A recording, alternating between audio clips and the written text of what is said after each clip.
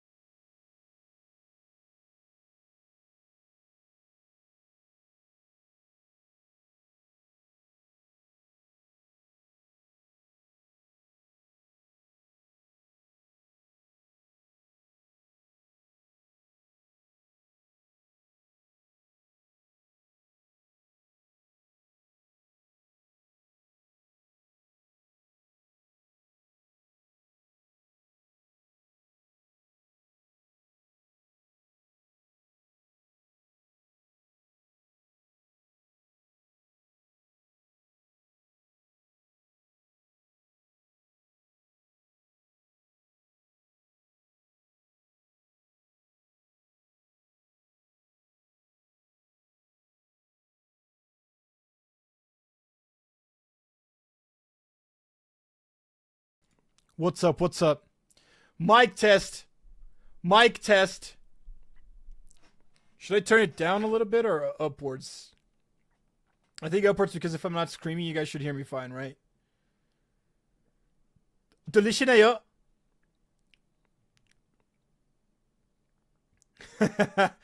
You're right, dude. Let's go full cam. Your voice is coming only on the right side. So it is mono right now. I don't... Yeah. So, like, it is mono right now. I don't know what I can do about that right now. But it is only on the right side here too, dude. Let me see if I can... Hold on.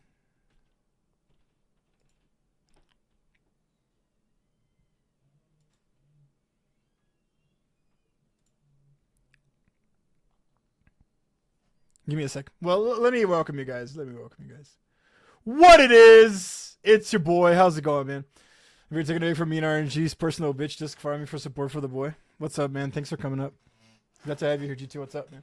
Dude, I don't know, man. I've been getting more and more pissed at like the RNG farm in these games, right? Like more and more pissed, dude.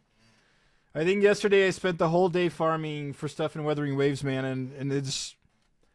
They don't come, dude. The substats just do not come. It's fucking insane. Let me look for something here.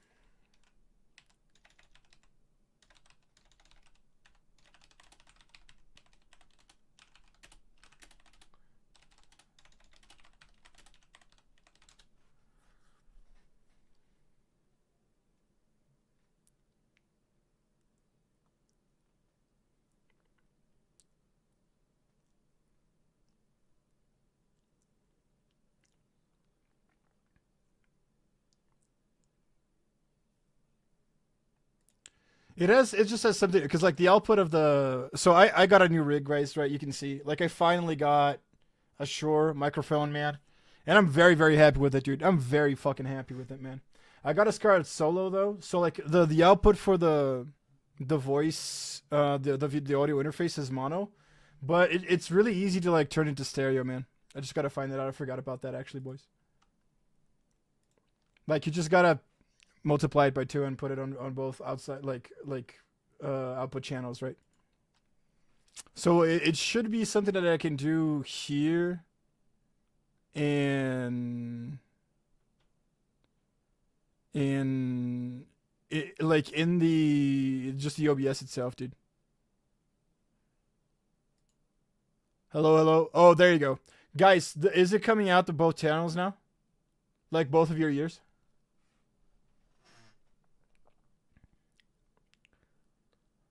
Yep. Oh, okay. Thank you, Bidiba. Okay. Yeah, it's a very quick fix here. Well, yeah. So my voice is probably it's probably a lot lower, like because the microphone now has a built-in preamp, right? So whenever I go crazy, right, it doesn't blow up the mic anymore because the mic is a fucking $400 goddamn mic, right? So the voice is a little bit lower. I can turn it a little bit up with the input here, like this, right? Now it's a little bit higher. But tell me, well, like if I scream like a fucking moron, right? Like, bah! It almost breaks, right? So make sure that you guys are hearing okay, and tell me if the voice is too low. All right? I gotta know that because it's just a matter of me turning on the gain here. It's really cool because because of the built-in preamp, like it doesn't really matter how fucking insane I go. I can still turn up the gain a lot more than it is right now. And you guys can still hear well, and you won't like lose your fucking minds with me screaming like a fucking asshole, right? It is what it is. It's a good fucking preamp, man. It's good for me. Okay, thank you, BDB. Thank you. So yeah, just for anybody in chat that feels like I should turn it up a little bit more than I can, right? So it's your boy, man. I hope you guys in chat been good. You too. I hope you've been doing all right, man. BDB, I hope you've been right, and man, thank you everybody for coming, bro. I was very blessed this week, dude. It really blessed is the word. I was a very good boy in college, man. My grades are absolutely out the fucking wazoo. So they gave me a huge bonus, as a research assistant, right? they gave me a huge bonus, man. I wasn't expecting the money, right? And the money was exactly what I needed to finally buy the microphone, right? The microphone I actually wanted for like 4 or 5 years, right?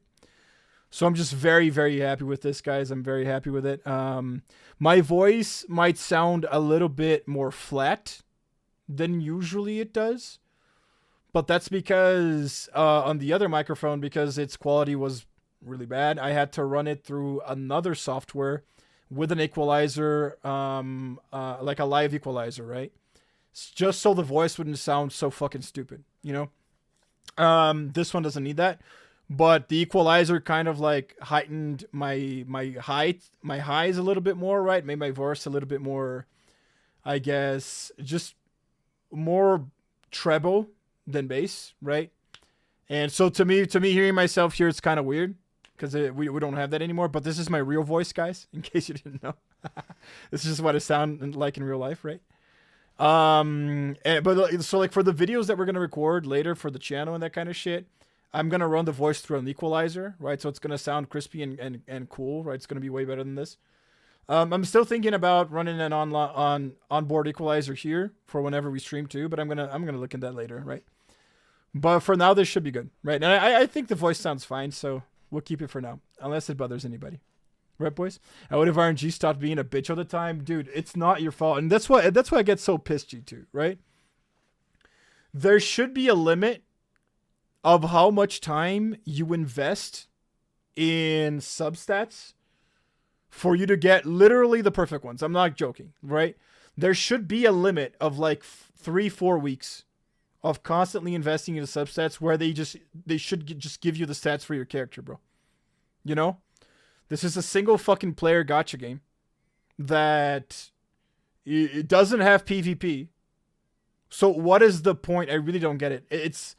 It is choosing to arbitrarily punish the players who are more passionate about your game and want their main characters to be the best well-built, right?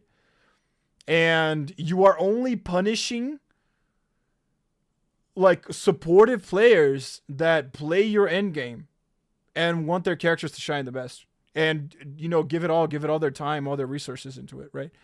So I just can't be more like I'm saying, like, it's not your fault, and it's not even RNG's fault. It's fucking Hoyoverse's fault for making this such a staple need to exist mechanic in every single game they come out with, man. I think it's really stupid. I think it's bad for the player base. I think it's bad for the players. I absolutely hate it. What it is, Bruno? Welcome to the goddamn channel, dude. How's it going? I hope you're doing good, bro. I hope you're doing fine, guys. Let's watch the thing. Let's watch it. Give me a second here.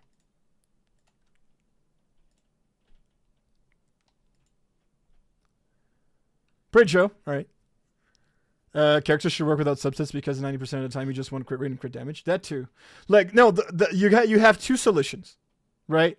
First solution, and the solution I think you should do, is get rid of this stupid system. I'd rather have to farm for 3 days every time to be able to get the equipment that is good, but it's every time 3 days for an equipment. Does that make sense? Then having to rely on RNG, right? That's my first option. Second option is just don't make the end game this insane HP blob of a boss, right? That requires you to have these insanely rolled substats in the first place, right? Because newer characters that are going to come out are always going to have like lower requirements for that, but older characters need to fucking, you know, open the Red Sea of substats and able to like clear that shit, right? ZZZ still doesn't have that problem, which is really good. It doesn't really have that problem yet, but it's definitely going to have it, right?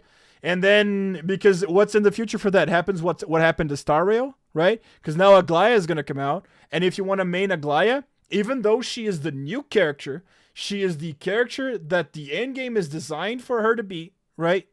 You still need to have an insane amount of investment in her if you want to play her a little bit, you know, closer to free to play. You're going to need to fucking put in 160 speed in Aglaya, then you're like 161, so that your Sunday is 160, and on top of that, you need to invest in attack percent, crit rate, crit damage. It's insane. It is insane. That just pull you one S. Well, yeah. Or you're exactly right. Absolutely. Or you just pay $100. You know. It's out of this world, man. I rather them do like I say this all the time, but I rather them they just do fucking what you know, stuff like Warframe, or I think Warframe does it too, right? Or Last Descendant does it. You know, pay me $70 so I can have the character they want. Fuck you, right? If it's gonna be pay to win, then just let me pay for the whole thing, right? So this gacha bullshit, man, it's insane. Anyways, let's watch this, boys. So this is the Capcom showcase that happened tonight, boys. I am very excited for this. I have no idea what's in here. Okay, so this is like a genuine reaction. And give me a second. I just want to send something to somebody here. Yeah, so this is my genuine reaction, and I don't know what to expect. We're probably just gonna get shit about Monster Hunter. I'm not even like really expecting anything too different from like, you know, whatever was said and whatever we already know, right? I'm not expecting anything that new. But one can dream, right? I want to see something that's Mega Man related. I don't think I will, but we'll see.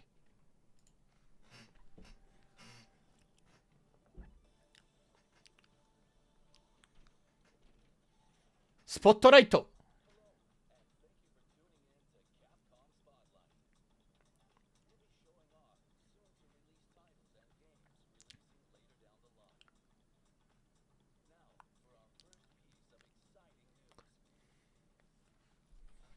Do you guys think these narrators are like AI? I've been thinking for the longest time, like, because the narrator for the Nintendo Directs was obviously not AI, because AI, like, the Nintendo Directs have been online for a longer time than AI, of course, right? But this one just seemed so soulless, dude, that I'm like, they're probably just making these narrators through AI now. They're not even paying anybody to do it anymore.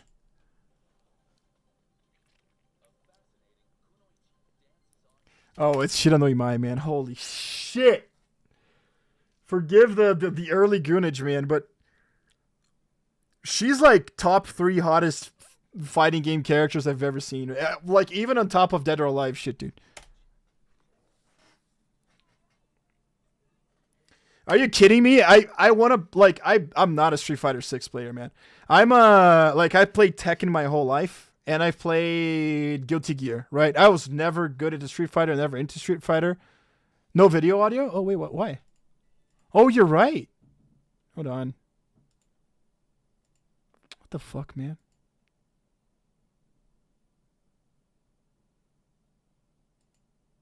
Give me a second here.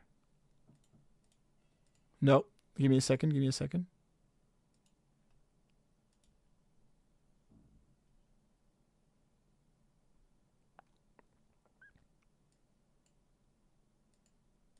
There you go. Okay.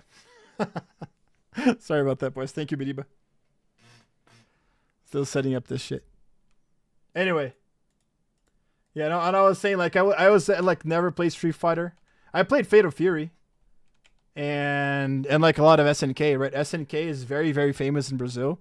So like every single like fighting game event that I would go to, a lot of people would be playing what do you call it? A lot of people would be playing goddamn King of Fighters, right? And then you always like they were always like they were very, very, very King of Fighters centric people back in the day, like in my scene, right? And you always get shit like Mai Shiranui in those games, right? Even though she's not from that game originally. SNK's legendary Fatal Fury series character Mai. So I've been playing Mai for a long time. I stopped playing King of Fighters, I want to say 2010. Yeah, I never came back after that, but it is what it is. Shiranui joins the roster as the second guest character for Street Fighter 6 on February 5th, PST. Mai is a speedy character who bedazzles opponents with agile movements, tricky projectiles, and quick attacks. She fits really well, dude. She fits really well, man. I ever played Street Fighter 2. Yeah, that's the SNES. Both 1 and 2 are just SNES, right?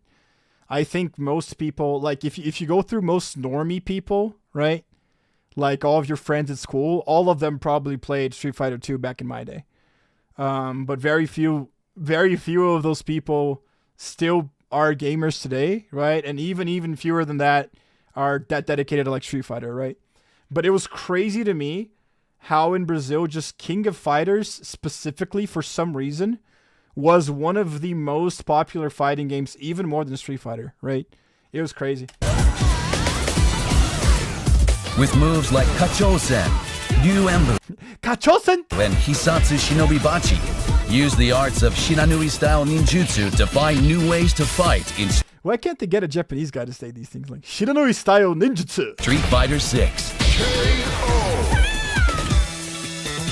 And releasing simultaneously No, seriously, man. Whoever says that just DLC characters by themselves, especially when their waifu's like a fucking classic waifu like my dude, like don't sell games, it's insane, man. I want to buy Street Fighter 6 just because she's in it and no other fucking reason. Absolutely zero other reason. Yeah, which is like same thing, man. I still love my boy Clive in Final Fantasy, in Tekken 8. But it's so stupid that they don't go with Tifa, man. The amount of casual people that would buy Tekken just because Tifa would be in the game and stop playing after a week would be absolutely fucking insane. And for the record, like, there's nothing wrong with doing that, man. Absolutely nothing wrong. If you buy it, play for a week, and you feel like you got your money's worth from playing your Tifa, right? Absolutely go for it. But all I'm saying is that, like, they're sitting on this pile of cash and they don't do a shit about it, right? I live in a house with fucking 5 very avid fighting game players, dude. Most of them didn't buy the DLC. They're like Raijin, Fujin, like they're red ranked players in fucking Tekken, dude, right?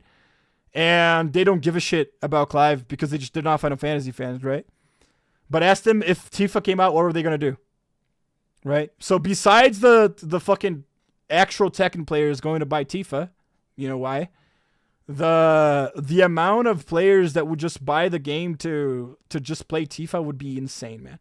And I really don't think that Clive gets anywhere close to that. Like, let's just be real here, man, right? Because I wonder what the big target audience for a game like Tekken is. You know? Anyways, now please, I'm going to drop my main Lucky Chloe. I'm only going back when they drop Julia. Same thing, same energy. Celebrate the occasion with the Say Hello to My Fighting Pass. Unlock customization items related to Mai and SNK's Fatal The LC character's so weird, man. Fury series. Look at this, dude! Holy shit, man! Look at this! She looks like a horror character, bro. There's some Fatal Frame ghost shit going on here, dude. Oh my god. Here comes a new challenger. No, Maya's a perfect design. The Nightmare Fuel, absolutely. Jesus.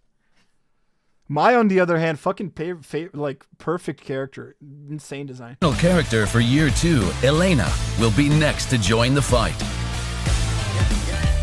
Her capoeira Oh man, that's cool, dude. That's a Brazil rep, man. Oh my god. Now I want to get it even more. martial arts are sure to shake up the streets. Capoeira. It's like a Eastern game studio. No, you mean a West game studio character. Like the other one. I think you meant West. Stay tuned for even more exciting details about Street. And this is like, okay, as a Brazilian, I can say this, all right? As a Brazilian, I can say this, okay? I really love that she has white hair. Right? Even though you're making a Brazilian character in an anime, it's still a fucking anime character. So it's okay for you to go all out, right? It's okay, guys, for her to be a Brazilian and have white hair and blue eyes. It looks awesome. She's not Brazilian? What the fuck are they doing then? Martial arts are sure to shake up. Oh, by the way, did you guys read the manga? Batuki? I read it, dude. It's the capoeira manga. The streets. Stay tuned for even. Yeah, then I'm gonna go complain on Twitter. That's cultural appropriation. Buffed Ash is all I can see. What are you? What? More exciting details about Street Fighter 6. Buffed Ash? What are you talking about? Buffed Red? What? Nipponichi! Capcom Cup 11 will be the battleground where the title of Best Street Fighter 6 player is decided. Preliminary tournaments held across the globe in Capcom Pro Tour 2024. All right, man. The problem is that if she's from Kenya, like I can't. But if she was Brazilian, right? I'd still think it was cool. Go back to the Capoeira Girl part later. Why? Bruce, if you were saying that this character is a buffed red from Pokemon, fuck you. Just fuck you, dude. That's all. Terry Bogard is a buffed red, dude. I don't even know what to say, man. It's like Bruce. He makes it a centralized effort to be as much of a poser as he can be for his whole. It's insane, because like jokes like this can be funny, dude. Right? Jokes like this can be funny, but Bruce just makes it so. He only does it to make me mad. Every single time, it's just to piss me off. It's insane. I'm gonna lose my mind with Bruce chat. Top for the chance of a lifetime. And for the second year in a row, they'll be fighting for a grand prize of $1 million. Shut up, dude. On top of that, the top 3 teams from battles carried out across Japan, the US, and Europe will battle it out in the official Team League tournament. Street Fighter League World Championship 2024, taking place alongside Capcom Cup 11. Do you guys want to watch it? And for the first time in Capcom Cup history, the stage for these battles will be the home of Japanese Street Fighter tournament history, Ryogoku Kokugikan. The battle to determine the best of the best begins March 5th. All matches will be streamed worldwide on YouTube and Twitch. Tickets are also now available for purchase to watch the matches in person. I wonder what the tier list for Street Fighter is. Expect plenty of fierce battles and tense drama for Street Fighter 6's first World Championship at the Ryogoku Kokugikan. So be sure to secure your seat and experience the excitement for yourself. Find more details on the Capcom Cup 11 official site. Yeah, I'll check out the streaming hours. A collaboration of heroic proportions returns. 7 legendary titles from the dream matchup between Marvel and Capcom. Packed with new features such as online play. Marvel vs. Capcom Fighting Collection Arcade Classics is now available on Nintendo Switch, PlayStation 4, and Steam. The Xbox One version will be available at the end of this showcase. See the official site to learn more. Damn, man. The flames of the fight never die out. Capcom Fighting Collection 2 is packed with 8 classic titles, including crossovers and 3D fighters. Capcom vs. SNK Millennium Fight 2000 Pro.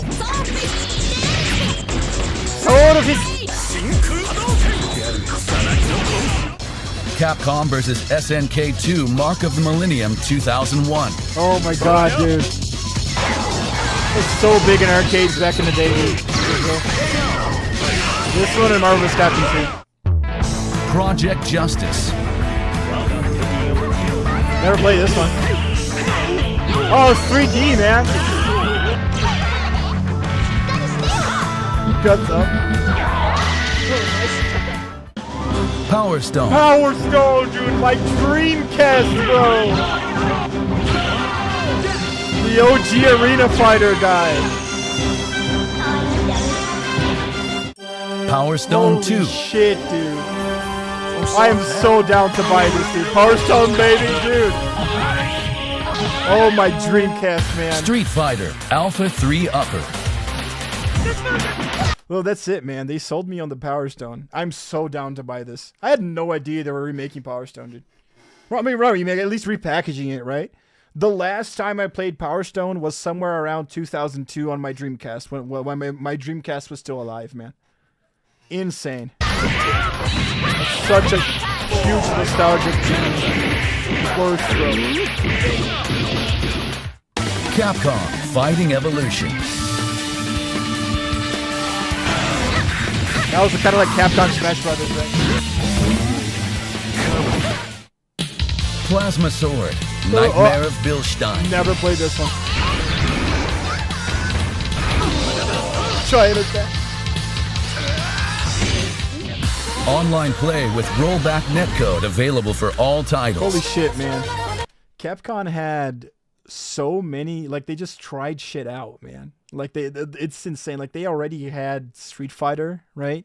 And Darkstalkers, and, like, they already had all these really good fighting games, right? Besides Marvel vs. Capcom, even that, right? But they would still always lab and risk it all and, you know, give these new IPs a shot, man. Like, I just saw 2 IPs I never heard about, besides the Power Stone, which I played a lot when I was a kid, right? And it's sad to see now that really the only fighting game that they're making is Street Fighter, right? So it's kind of sad to see how hard it is. I just want Bloody Roar. Dude, was Bloody Roar Capcom? No, it was Hudson, right? Bloody Roar was Hudson. I'm pretty sure, yeah. So I loved Bloody Roar too, dude. Loved Bloody Roar. But I only played Bloody Roar 1 and 2. The ones for the PS2 I didn't really play, man. I wasn't really much back into fighting games.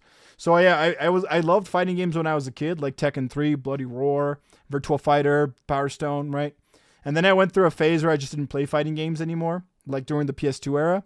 And then when I was like 16, 17, I went back to playing fighting games in fucking King of Fighters and Guilty Gear. Yeah. Because I was just, it was just the 2 games that were absolutely in. Everybody played them in Brazil. It was insane. What's good, Slayers? Welcome, man. Welcome, dude. Welcome. Glad to have you here, dude. Gotta go bed soon. I just wanted to pop in, but thank you for coming. I appreciate you, no matter how much time you got to spend here with us, man. Just appreciate you being here. Hope you're doing good, dude. Yeah, let's watch the showcase. Yeah, Hudson. So yeah, it was Hudson. Very fun game. Absolutely one of like my favorite fighting games when I was a kid, right? Bloody Roar was amazing, man. And the thing about Bloody Roar is I think there's a lot of people in Brazil that played it just because of how easy it was to get a game in Brazil, if you know what I'm saying, right? I've never heard like much talk of Bloody Roar between like Western fans, right? There are people here in America that I get to know. But it's a very good franchise too, man. Over 600 pieces of artwork and over 400 songs to explore in the museum. I'm buying this 100%. Packed if it with was new features if like it was training just mode, Power Stone, one-button I would have bought specials, it. and saving at any time. Fine-tune your experience with X settings to change secret character options, game versions, and more. For Capcom Chet, by the way, Bidiba, if you know, I don't know if you know, what happened to Hudson? I'm not kidding, guys. I think the only games I remember that I played from Hudson were Bloody Roar and Bomberman Hero. The thing is, they were both games that I absolutely loved. Like, I still love them to this day. What happened to Hudson? Versus SNK2 Mark of the Millennium 2001, Power Stone 2, and Project Justice. Play with newly arranged soundtracks. Capcom Fighting Collection 2 releases May 16th, 2025. Yeah, I'm available down. for pre-order after this showcase. I'm down. The thing is, these games too, man, they do take games as hostage, right? And I feel that we buy these things so they make more fighting games that are different than Street Fighter, right? And which sucks that they kind of take these games hostage and see how these kind of go, right? And that's the reason why I think we're never getting a new Mega Man X, because I don't think that Mega Man X collections, the Mega Man X collections sold well enough that justified them being like, okay, let's do a new Mega Man X, which is really sad to me because those are my favorite platformers like of all time, right? It sucks. It's my favorite part of the Mega Man lore. They were my favorite platformers. It really sucks, man. What I do hope that they do, man, is release a collection of like the old Mega Man Legends games or Rockman Dash in Japanese, right? So I can fucking buy those and I don't know, man, sell my soul so that people buy them too, in order for them to finally make Mega Man Legends 3 and we can know what happened to Mega Man after Mega Man Legends 2, dude. Because that game ends on like the biggest cliffhanger of all fucking time, and I'm pissed. I have been pissed at that cliffhanger ever since I was 12. It's insane. We're switching with Command. Yeah, Hudson Soft merged with Command. Oh, okay. Thank you guys for the information. Rest in peace, right? That's a rip. We're never seeing Hudson again. And the people who were at Hudson that made these games that we fucking loved as kids, right? Probably they're not there anymore. Hey, F in the chat, right? For Hudson. Too bad. 2012, man. That's been a long time, right? Dude, imagine Dark Magician Girl and Marvel vs. Capcom. Dark Magician Girl would fit so well. Dark Magician Girl would fit really, really freaking well in shit like Darkstalkers or just like a Marvel vs. Capcom. Absolutely. I agree. F, thank you guys. Thanks for the respect. What's up, Joe? Welcome, my guy. As a pre-order bonus, receive rearranged versions of Soy Sauce for Geese and Rival Schools Medley by Cap Jams, available in the museum for your listening pleasure. Additionally, a limited amount of physical copies will include the Capcom vs. SNK2 original comic. See the official site for more details. Man. Original comic? A new Okami project was announced late last year. Yeah, Okami 2, we knew this whole thing.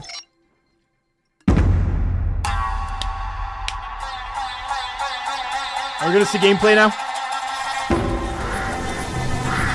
No game, no hype.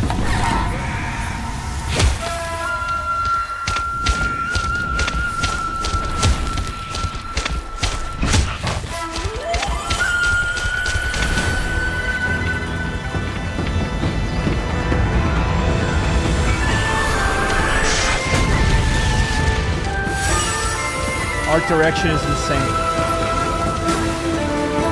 Too bad that YouTube's quality goes downhill with it, right?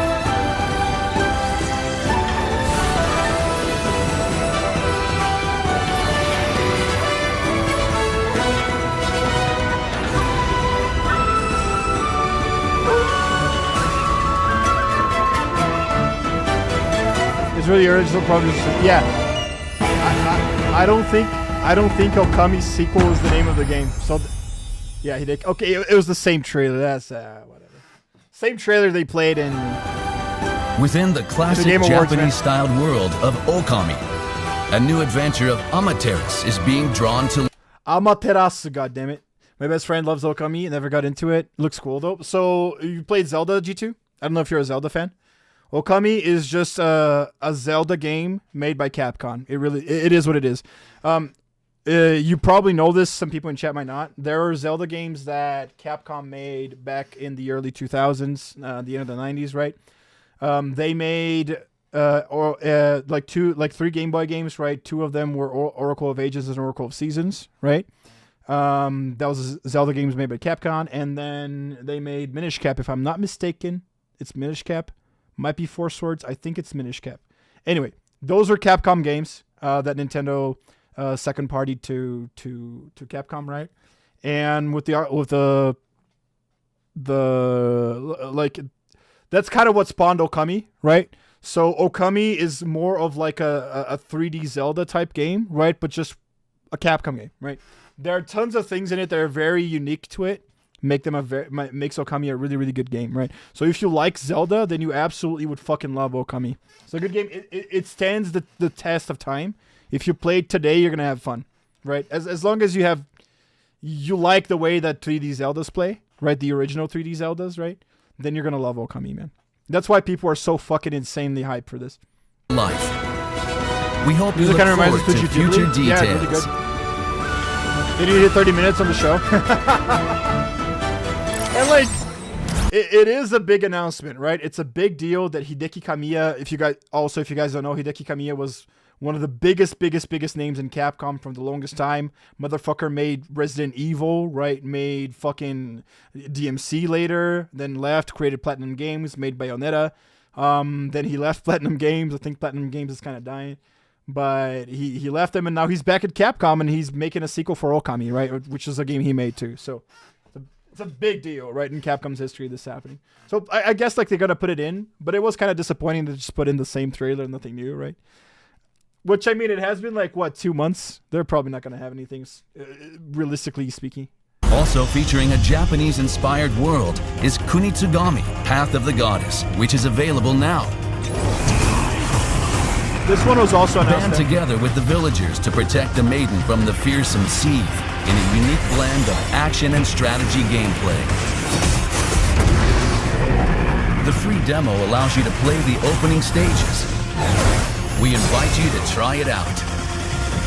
You should try it out. And now, Okami HD and Kunitsugami Path of the Goddess are available in the Okami plus Kunitsugami bundle, where you can experience both Japanese-inspired worlds. That's really cool, man. You just buy both. Check out these other Capcom titles available now. Okami speed is very good.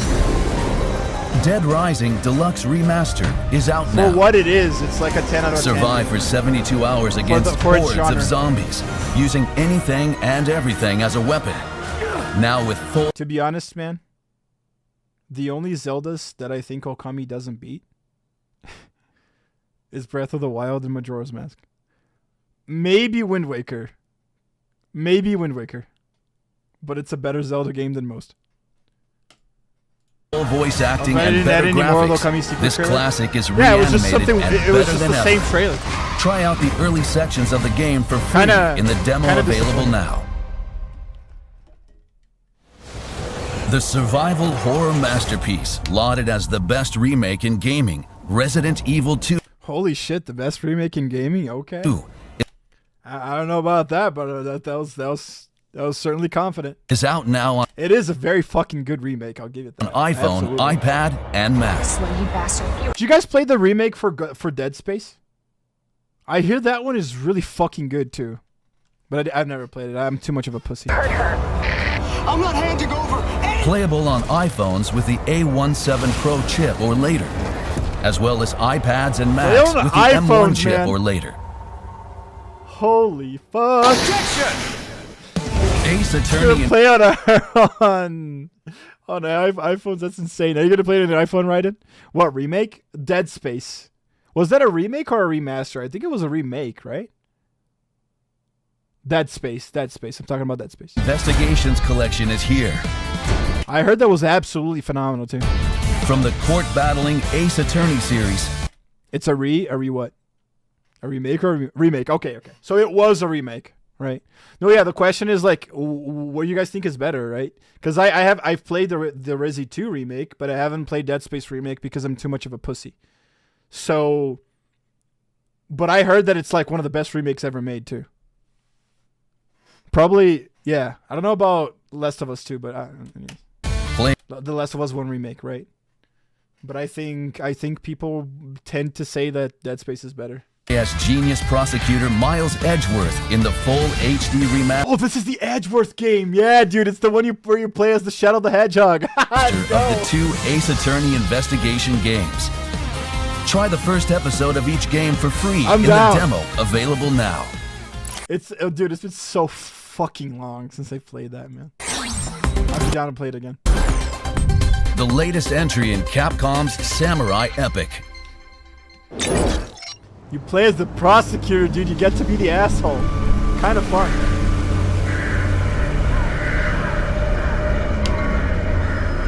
Chat, if you guys had to become attorneys, would you guys be defense attorneys or prosecutors? I think I'd be a defense one. I just don't think I have what it takes to be a prosecutor, like, at all. I don't know. I sure am quick to prosecute fucking gacha games, right? But that's because they're evil. Why does she need to prosecute someone who you know doesn't deserve to be there, man? It's insane. Defense one? Yeah, me too, dude. Me too.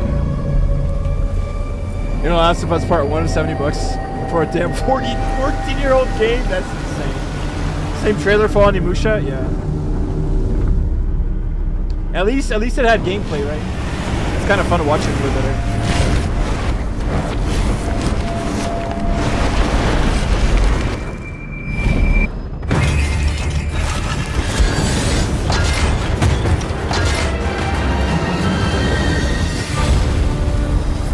Onimusha. Way of the Sword. Feels like I'm getting less human by the minute. Did we have this in the last trailer? 2026. Feels like I'm getting less human by the minute. I don't remember that.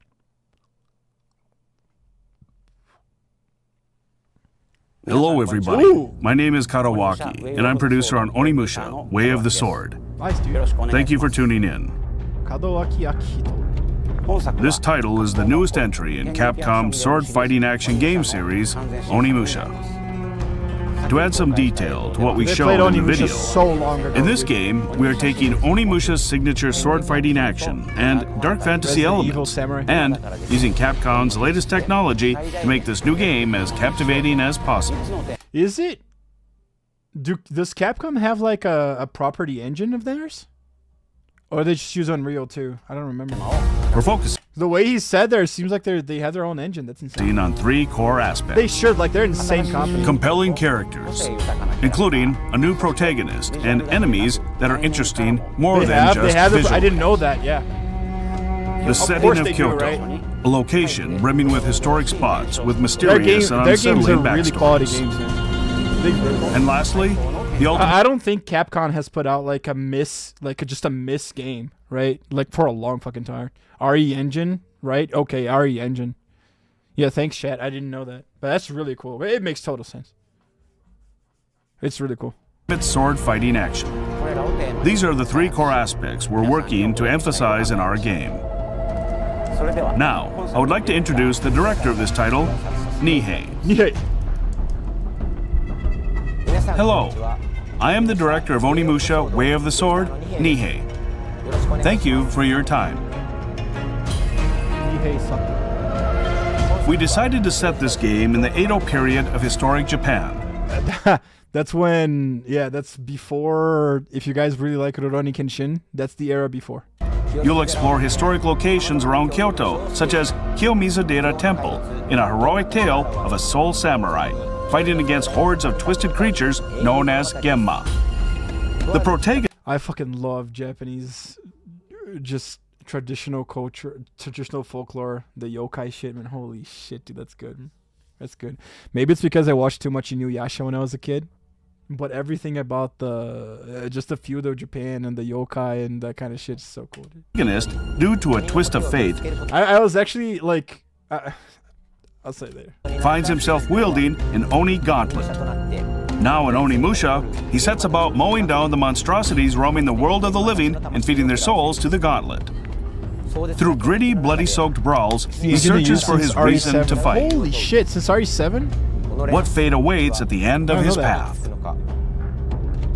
Adding our own touches to real-life historical figures, you will meet a cast of unique characters. Any games we had with Egyptian culture recently? Trying to remember. Your favorite Marvel hero should be Moon Knight then. The only thing I don't believe is that MH Rives was made using the sandwich. Okay, so it wasn't using the proprietary one? Did they use one in Rio for that? Assassin's Creed Origins is one of my favorite AC games. Yeah, Origins is actually the game that I remember that most recently was based off of Egyptian culture, right? What else, man? I think it's been a while. Is Yu-Gi-Oh your favorite card game? No, they're using RE, but the game looks so bad. You're talking about... Right, yeah. Well, it's what we talk about all the time, right? Rise is supposed to come out on the Switch, man. Right? I think that's the best it could do. And in addition to sword battles, drama will unfold in a beautifully eerie depiction of Kyoto. Now, because like I'm gonna be honest with you guys, I don't think that Monster Hunter Wilds is even gonna come out on the Switch 2. I really don't.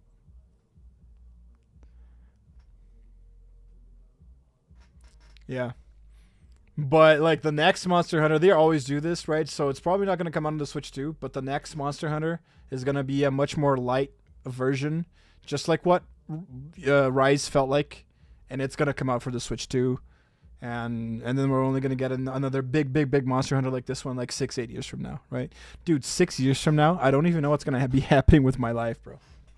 But I guarantee you I'll be playing the new Monster Hunter 2.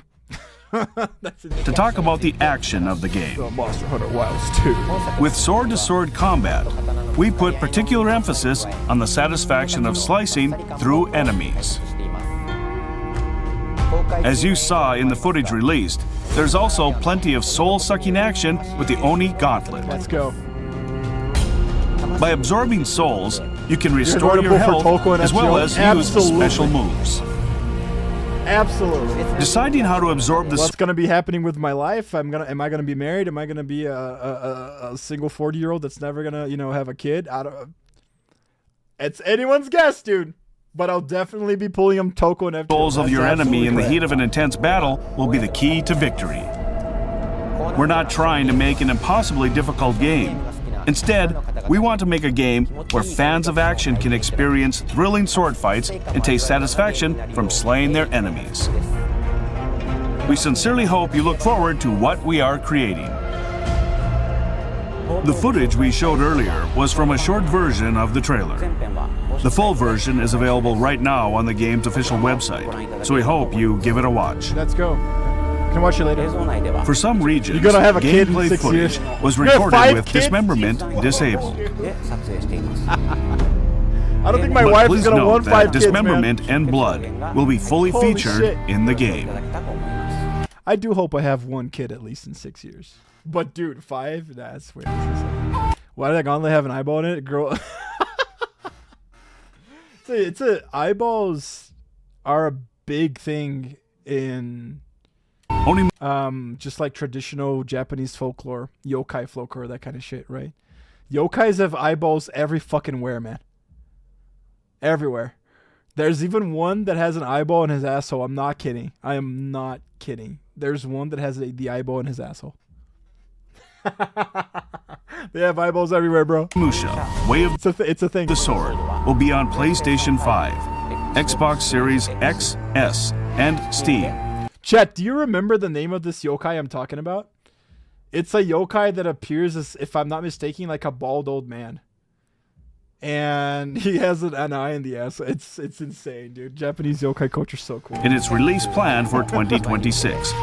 We're currently hard at work on development, and we'll share more information in the future. I will say, man, I think Onimusha looks good. But as far as like action combat games, that game that the Raiden posted that time, which was like, it's a Chinese game based on wuxia culture, right? That seems like somewhere between Sekiro and Souls-like, just the combat seems somewhere between what Sekiro is and what like traditional Souls combat is, right? That one has me hyped out of the fucking wazoo. That's the best looking combat game I've seen, like the best looking combat game trailer I've seen all year, man. Like all of last year, to be honest. Insane. For the last piece of information from me, we have prepared one more video for you all. That's the name of the yokai? Insane, dude. Yeah, guys, look it up if you want. Shirime. That's the yokai. Thanks, Bidiva. Thanks, man. Insane. Dude has a butthole eye. Phantom Blade Zero. Yes, that one. Exactly. Exactly right. That one. Dude, it just looks too good. The combat looks insanely fluid. It looked like the combat almost looks like a fucking choreographed cutscene, dude. It was crazy, man. Crazy. What's up, Light? How's it going, man? I have the over the Astrocat. It's okay to be a little bit over. Sorry to be a little bit over. Please take a look. Thank you so much for supporting Onimusha. Let's go. Onimusha looks good. But I am more hyped for Phantom Laser.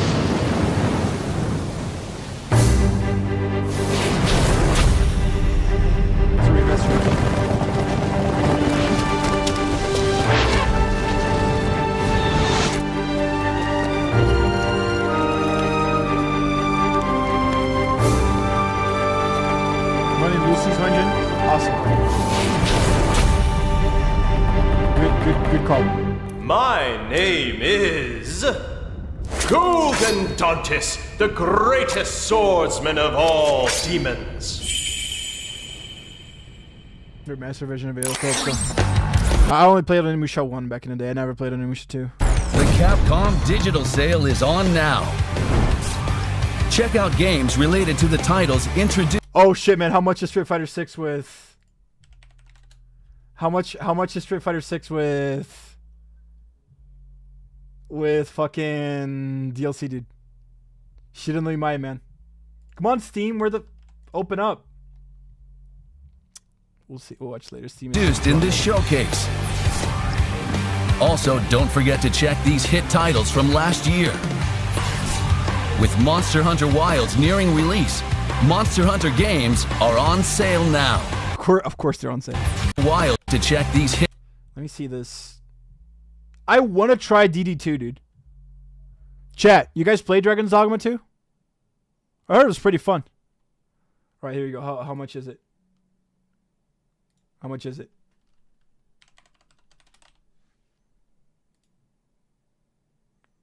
Yeah, with the year 2 pass. Yeah, this the deluxe edition should have it. So like $150 for Brazilian bucks. That's not that bad, man. Right? Yeah, normally the game is 200 Brazilian bucks. So we're getting it half off. It's not that bad. There's the Ultimate Pass. The pass is only 35. I'll think about it. DD2 is good combat-wise, but the story is pretty mid. I could play a game just for the combat, right? But it is kind of disappointing to know that the story is mid. Thank you for the review. Street Fighter 62% off. Thank you, Bidiba. Yeah, I'll think about it, man. Because it's not just gonna be the game, right? I'm not gonna play with them. At least the game has Kami, right? Kami. But like, if I'm gonna buy it, I'm gonna buy it for my. Hey, Kate, so what do you think of my TCG cards? What'd you post, man? Okay, we can see them later, dude.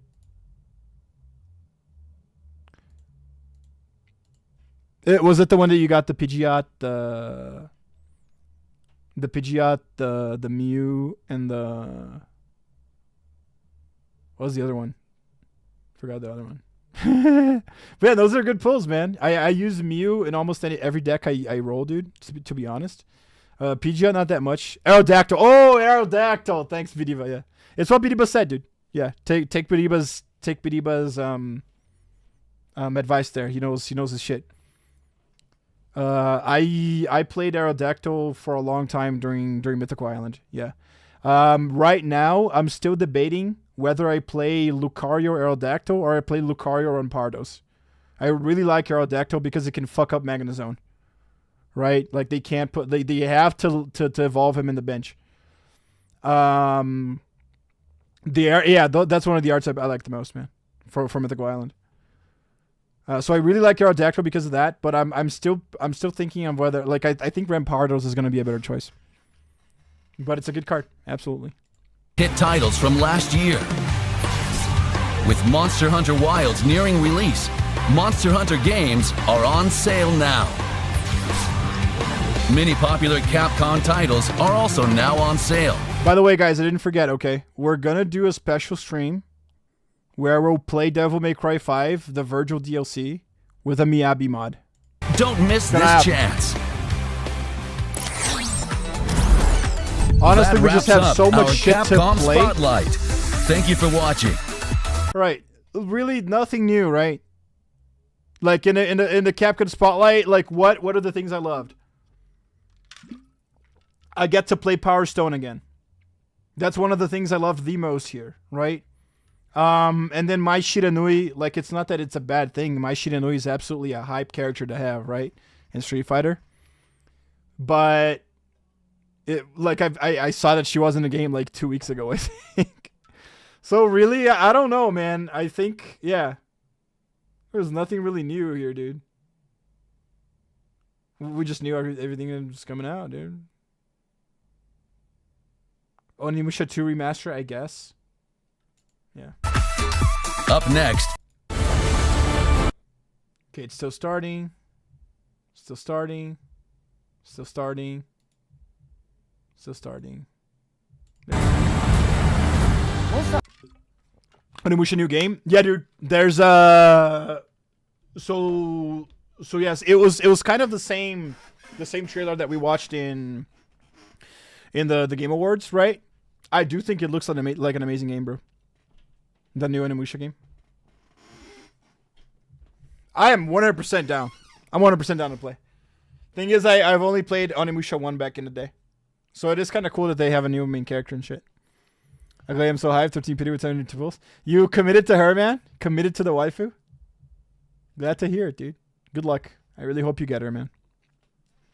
Hello to everyone looking forward to Monster This is the guy... Hunter Wild. I'm sorry to cut this off, right? This is the guy that is friends with Yoshi P from Final Fantasy 14.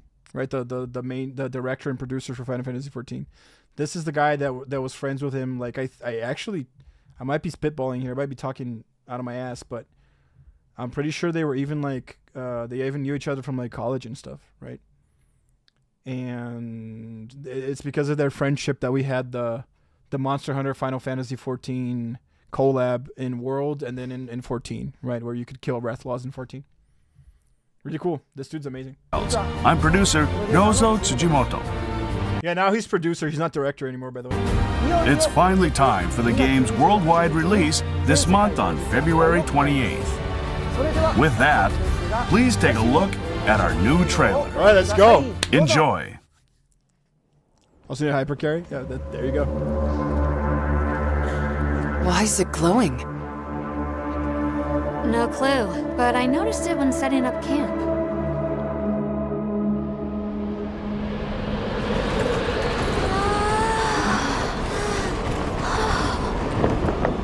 Orlando Hernandez. Welcome to the chat, man. Glad to have you here. First time? Also, YouTube chat is frozen stream. Oh, it just updated. YouTube chat takes a while. It's kind of wonky. But it also kind of was. It always kind of was like that. That way. Straight on to the end. The best collabs ever? Absolutely. Monster Hunter? Yeah. Special showcase. Spider, dude.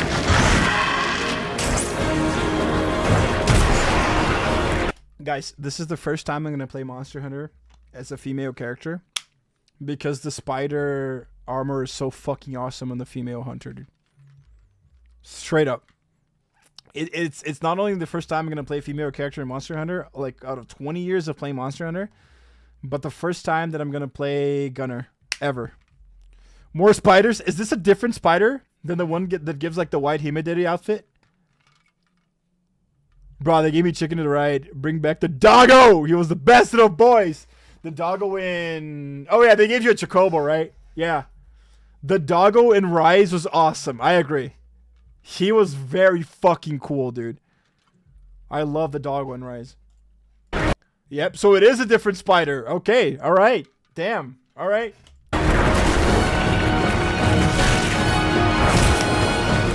Dude's playing the GS. Respect. Okay.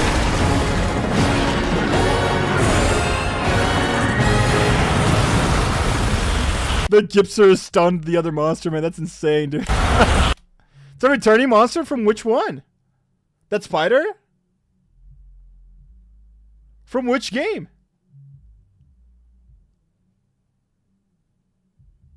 That's crazy.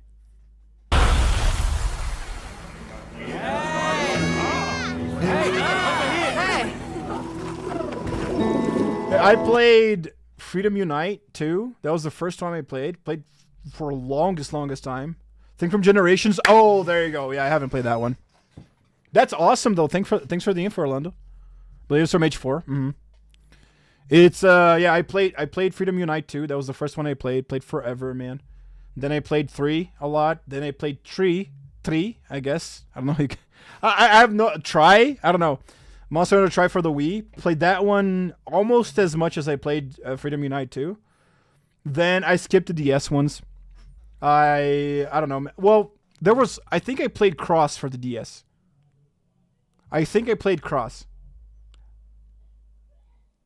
Yeah, I think there was one that I did play in the DS. But I kind of skipped them, man. And then I came back in World, and then we just played World forever, right? Been playing. We even played World beginning of the year. I played Rise, but I didn't play too much, right? I didn't get to like Max Hunter rank in Rise.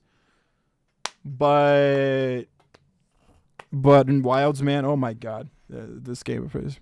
But thank you guys for the info. I didn't know it was returning, Monster.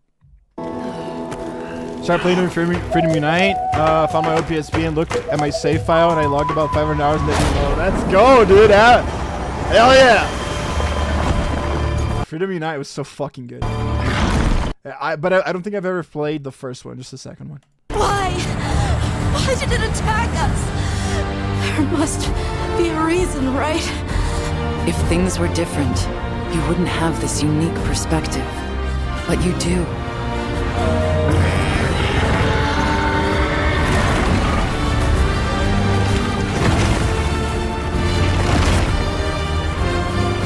Chat, you guys played oh, that's later. Let me stop pausing. I remember this. I came through here. The Keeper's Village should be right through there.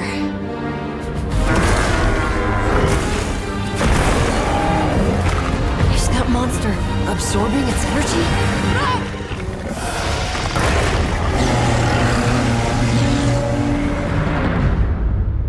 Is that the flagship? For me, I was the first Monster Hunter game that I played on the PSP. Absolutely, me too, man. Like, let me make sure, because I think mine was Freedom Unite 2, right? Come on, just let me look at the box art for me to make sure. Yeah, absolutely, the one with Tigrix. Yeah, this one. Absolutely. So yeah, this one was the one I played. So I didn't play. I didn't play Freedom Unite 1. But I did play Freedom Unite 2. Yep. It was called Portable Second. Yeah, so this is in the Japanese one, right? Check this out, boys. Yeah, this is Japanese one. Dude, we got the OGs in the chat, guy. Holy shit, man. You guys played 1, which is the one with Nargacuga. Or is it Freedom 2? Oh, no. The one I played was Tigrex was the thing, man. I remember having this, dude. Yeah. This was absolutely the one I had. This is the first one I played. Narga's the expansion? Okay, I didn't play the expansion then. Yeah. I believe. Isn't that weird, dude? Because I remember it being Freedom Unite 2. Yeah. It's just Freedom 2. Well, yeah, Unite was the expansion. Maybe that's what I'm getting confused. But I don't think I played the one with Narga, no. I don't remember. But yeah, guys, so we started together, dude. That's insane. That's crazy. Was this your first one too, Bidiba? Yeah, because this is yeah, so the Japanese one is Portable and then Portable Second G, right? And so the American one is Freedom 2 and then Freedom Unite. Yeah, maybe I did play the expansion then. That's why I call it Unite. And that's why I have the 2 in my head. That it's supposed to be Freedom 2 Unite, right? Man, wow, good times, dude. Good fucking times. Let's continue. Look alive, men! Report!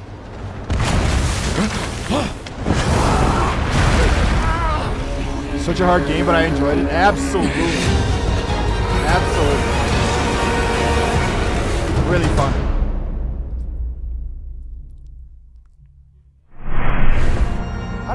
In a new frosty region known as the Ice Shard Cliffs, you can find a new monster, Hirabami, as well as the familiar monsters from past titles, near Scylla and Gore Magala. I remember Gore Magala. But not We've the spider, introduced no. many other monsters in previous trailers, I don't think I played Generation but we 2. still have more surprises to come. So look forward to it. We have one more announcement for everyone. The dates were already announced previously. But as you can see, we're holding a second open beta test. So we have some new features to share. So without further ado, Thursday. Let's take a look.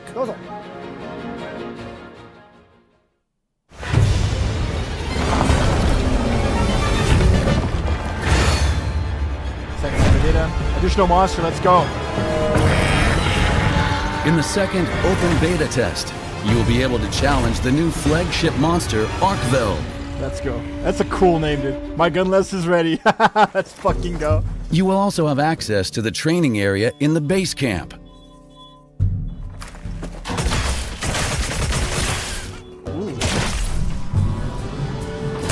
Yeah, because some online features will be available. I do like that because now we can actually learn how to play the the weapons before just heading out, right?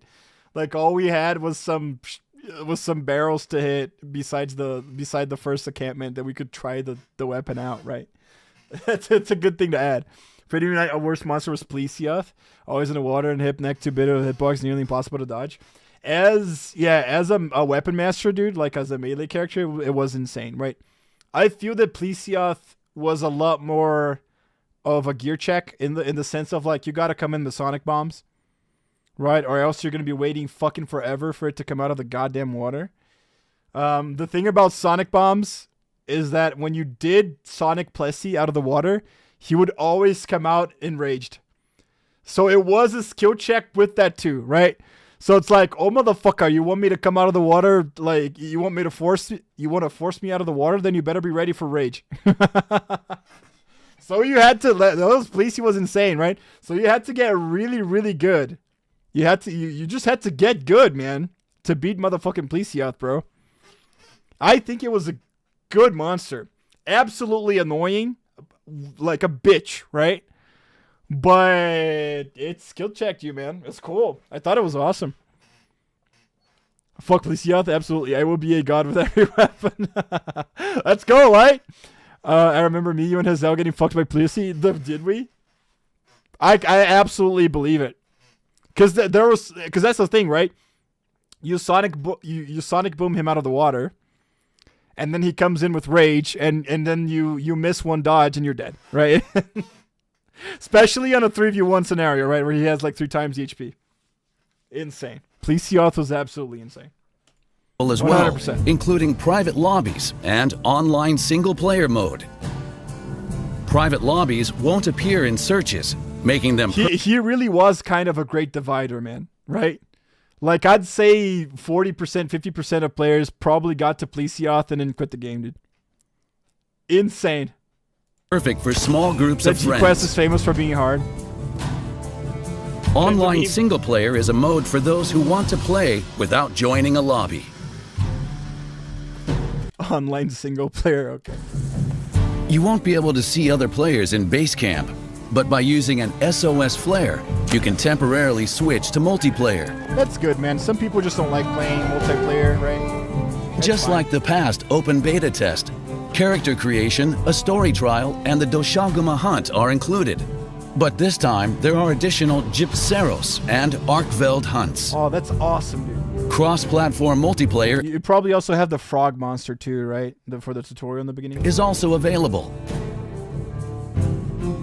You can even transfer your character data from the past beta test saved data. I'm gonna create a new one because I was playing on the PS5. Now I'm gonna switch it up to the PC, right? It's gonna be better. For me at least. I might just play Rise on Steam until Wilds comes out, and now I want to hunt some monsters. That was so funny, man. So we were so much on the hype of like just playing Monster Hunter when we finished playing the beta, right? We were so blue balled by the beta that me and my friends that used to play Monster Hunter just downloaded World again and just started playing World again for like 2 weeks or something. Insane, dude. Insane. Oh, man. The hype is real. Character data will transfer to the full game, but please be aware that your game progression will not. That's okay. Players who take on the open beta test will get a pendant as a bonus to decorate their weapon or sacred, and an item pack in the full game. These are those kinds of things are crazy, right? So you get that pendant for participating in the beta test for free, right? So almost every player in the beginning of Monster Hunter Wilds is going to have that pendant. It's insane to me that I remember Final Fantasy XIV, when Final Fantasy XIV Now Realm Reborn came out. I bought the deluxe edition of the thing, and you got I think it was either the pre-order or just the deluxe edition. One of those gave you a coral mount, right? You guys know that tiger cat from Final Fantasy with the big whiskers, right? And I thought that mount was so mid because every other player that existed in the world of Eorzea had that mount too, right? Right now, I'm one of the only motherfuckers in my whole friends list that has that mount. Whenever I group with people, whenever I talk with people, whenever I go out on hunt trains or some shit like that, I'm the only one that has that mount. Insane. It's insane. I like that mount. It's a good mount. I'm not saying it's a bad mount. It's just the stigma that it had in the beginning that everybody had it and everybody was using it, right? But now, like, it's a very, very few amount of people that have the mount from when the game came out, right? The game's been out for like, what, 11 years now? It's the hype that gets you pumping. Absolutely, man. And now they're going to put these betas out again, bro. I'm going to go back to World again, man. I can't wait until the 28th. What the fuck, right? But absolutely, I love the hype, man. Like, it's bursting now, dude. It's insane. The amount of memes that you see on Twitter and on Instagram, like, of people just losing their minds because we can't take this. We got to play this motherfucking game, dude. It's crazy. I feel like when I was 10 and I had just bought like a new video game, right? Like a new Final Fantasy or something. And I have to go to school and I have to wait the whole school day to get home to play that, right? Except now I have to wait a whole fucking month. I haven't felt like this in a long while, dude. My God. It wouldn't be this bad if we hadn't done the beta, but we did the fucking beta, and now I'm losing my mind. And they fixed Insect Glaive, right, dude? That's for the second open. We're definitely streaming this on Saturday, by the way, guys. Okay, definitely streaming it on Saturday. Since Thursday our stream is a little bit earlier, I don't think we're gonna have time to do it. But Saturday we're definitely streaming the beta. Beta test. I want to play with you guys if you guys want to get on the beta too. Let's fucking do it. Check the official website for more information.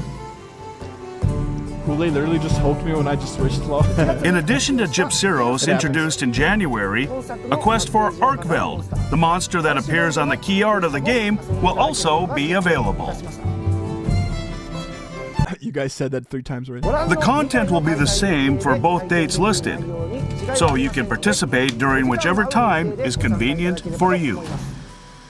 The Arkveld hunt in the open beta test will be a special advanced quest. So hyped quest. for this, guys. This is a rather dangerous quest, so we encourage hunters who are confident in their skills to take it on. Your feedback is important to us, and we on the development team take it into consideration. And they do listen, man. They did listen. So that's another point for Capcom, right? I'm so glad that us, you know, I was an Insect Glaive main for all of World, right? I'm gonna play Gunner in this one. But I was with the Insect Glaive guys saying that, like, guys, we don't care if it's not optimal. We really don't care if you input mechanics that are gonna fuck up Insect Glaive. Just give us the flight. Like, just let us, you know, juggle in the air and jump from monster to monster like we used to do, man. And we bitched and we moaned and we cried, and they were like, you know what, you guys, yeah, there you go. Listening to feedback, would you look at that, man? We are working hard to improve various game elements and make balance adjustments for the final release. Please be aware that these adjustments won't be reflected in the second open beta test, but they will be in the... Oh shit, I don't think we're gonna get Insect Glaive right now, guys. Like, we know they're gonna do it, but they're gonna be only in the full game. Okay, that's fine. Full game. They probably adjusted it into the full game version, and they didn't have time to adjust it in the beta version that they made. Some shit like that. Check the official website and social media for details on improvements for the final release. All right. Monster Hunter Wilds also offers various cosmetic elements to add more flair to your hunts. Layered armor for your hunter and palico will be registered whenever you craft high-rank equipment, allowing you to customize your appearance without changing your armor stats. Sweet, allowing you to customize your appearance without... Oh my god, bro. I don't know if I want to make a girl character anymore, dude. Changing your... Holy shit, look at this. Bam. Dude, this is so cool. You're an Asura. Fuck me. Your armor's stats. I don't think they showed the Himedari outfit that I want. It looks like Wukong. Yeah. Yeah, it's... Without the face really is similar, dude. It's like kind of based on something like that, or just like the Ashura gods from like Shinto religions, right? Changing your armor. That's so cool, man. Doesn't that look awesome, dude? That's... Oh, look at it again, dude. Come on, game. Oh my god, bro. That's insanely cool. Well, there's no restriction based on gender anymore. Armor oh, really? So you can just use it as a girl? Oh, that's good. Sick male armor, dude. Insanely cool. Insanely fucking cool, dude. Yeah. I'm having second thoughts now. As you progress through the story, you'll also be able to change your sacred's color and decorations.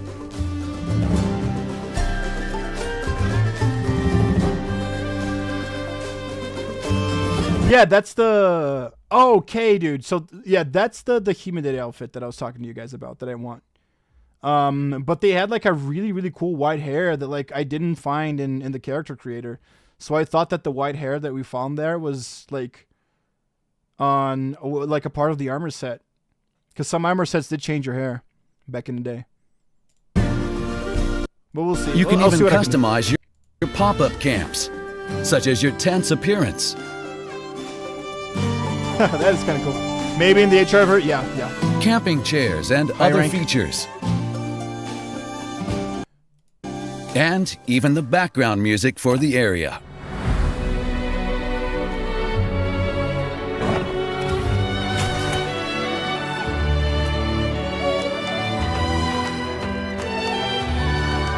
In past games... Oh my god, I'm so fucking hyped, guys. Just playing this together is... Oh my god. Hunters used what was called a guild card to introduce themselves to adventures, guys. But in this game, we've introduced the Hunter Profile, which has more features than ever. Customize it to your liking and really show off your personality.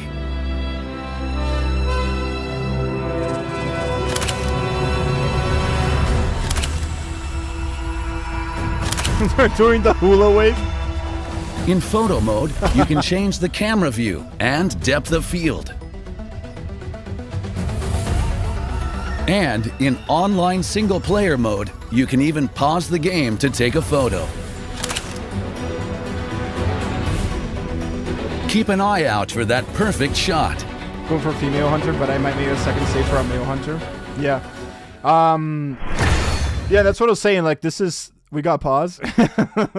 That's what I was gonna say. I never played as a female hunter. I really want to play as a female hunter this one, and I never played as a gunner, and I really want to play as a gunner in this one.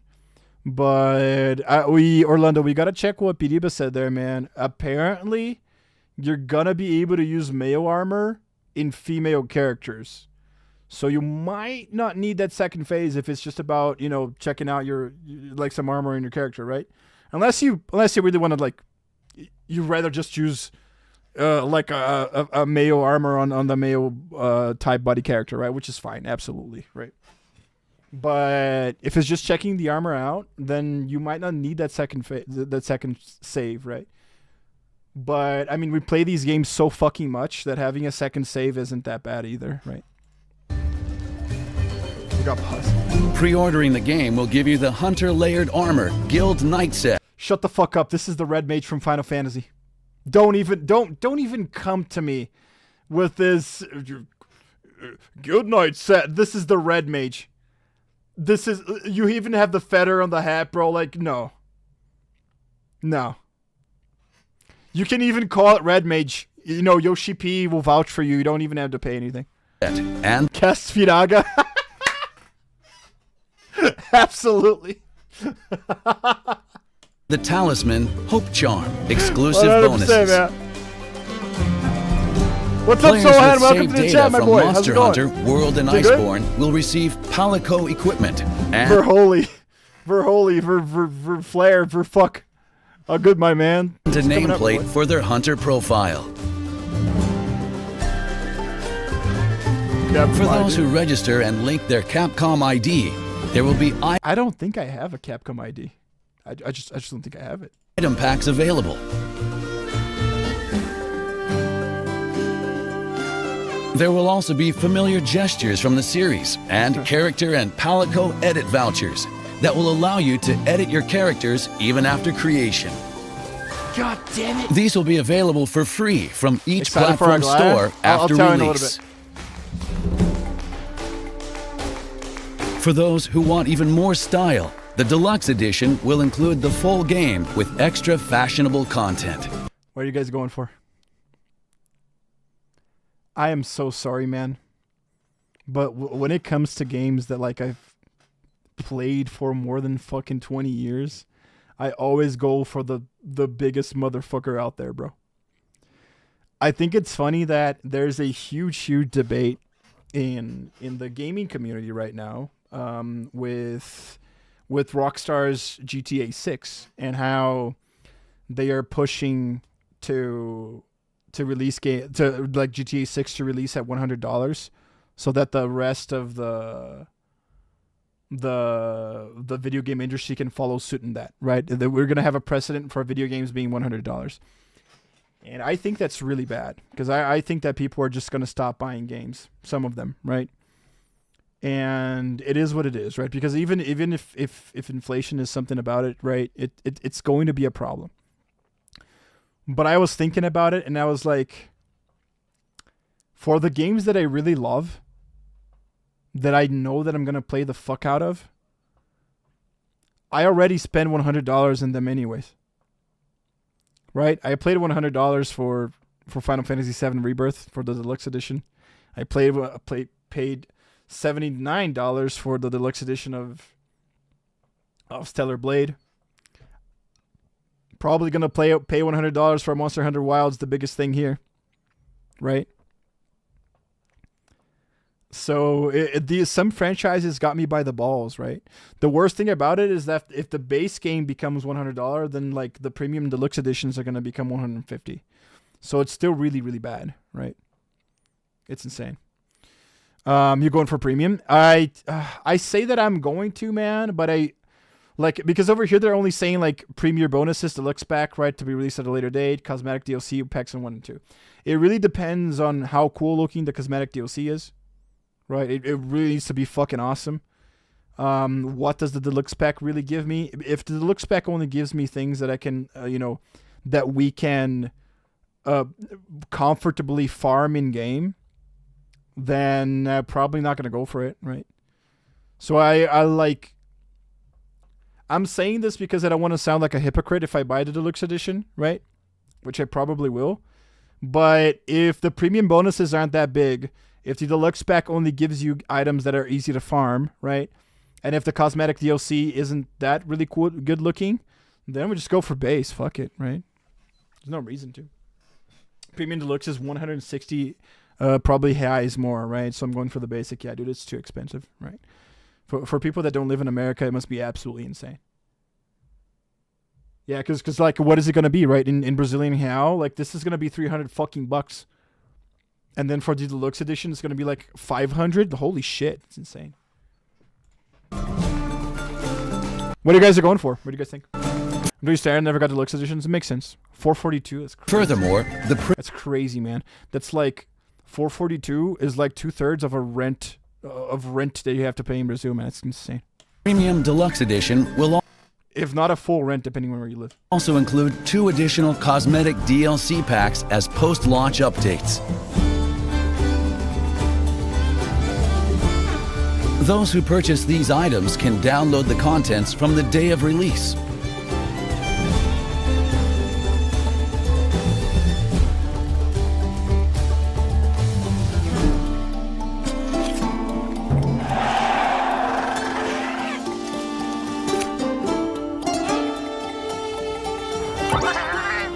What's that hair? Let me see. This hair is really cute. But is it worth a deluxe edition? Probably not.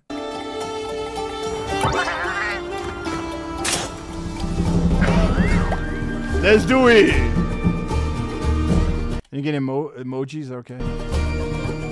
Players that purchase the Premium Deluxe Edition will also receive the background music, Proof of a Hero 2025. Guys, if that is it, it is not worth it.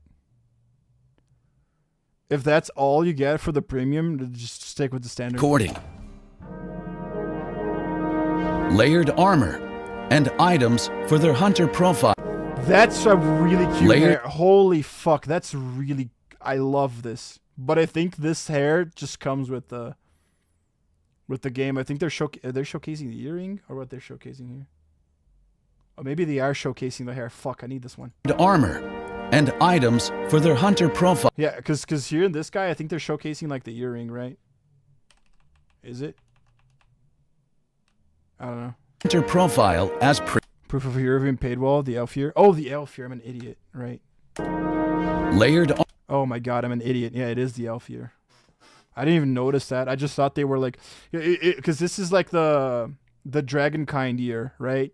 I think that's what they're going for. Like you can kind of make a dragon kind character now.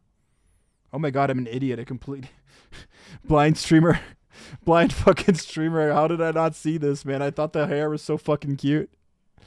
God, thank God, man. I think the hair is free. Yeah, I think we get this hair. Armor and items for their hunter profile as premium bonuses.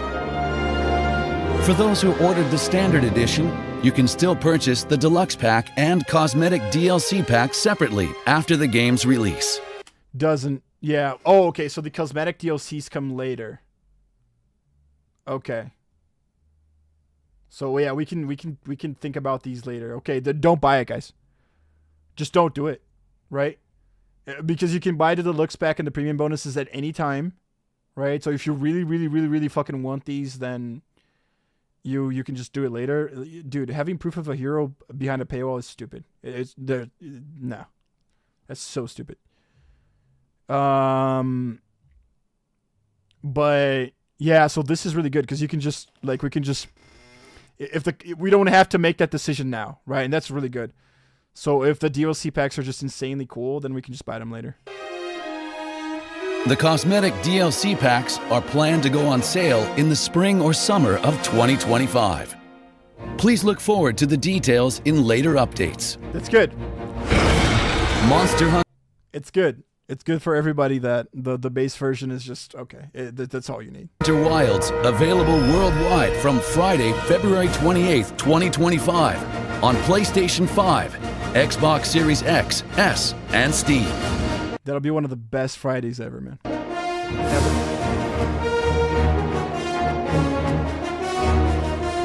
Starting the week. Depends on the bonuses interest you. Now I'm going for base, absolutely, and I think you should go for base after what we saw here. Week following release, limited time event quests will be introduced. Through these quests, you can earn armor with special looks as rewards. Updates are planned following the initial release. Please look forward to more details regarding these additional contents. Thank you for watching. The release is almost here. Until then, we invite everyone to play the second open beta test. On that note, happy hunting! Cool, man. Absolutely cool.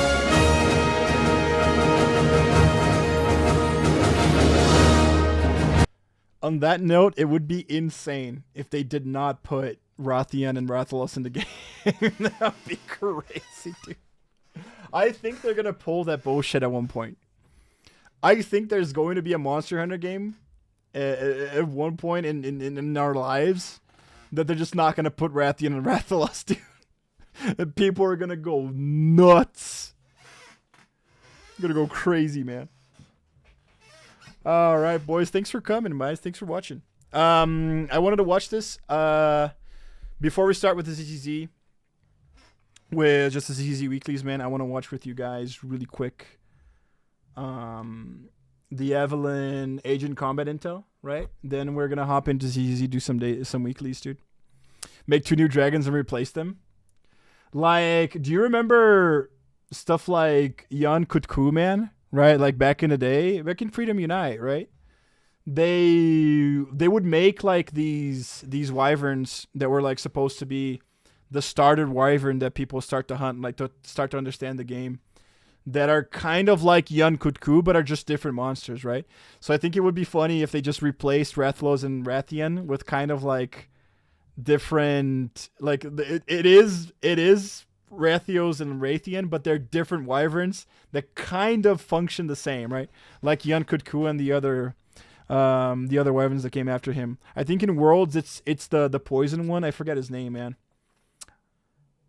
I really forget his name. I think in Tree it was Kulai Yanku. I don't remember, but I guess you got what I'm saying. You guys understand, right? It would be really funny, man. Just no Rathian, no Rathalos. That's insane. Crazy to think about. Guys, let me change. I'm going to change our title here real quick. ZZZ Chillin' Weeklies.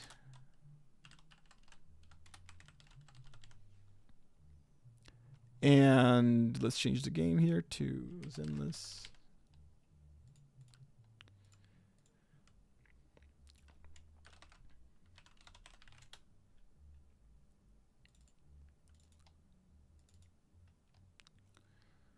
That's saved. Let me change on Twitch now. Oops.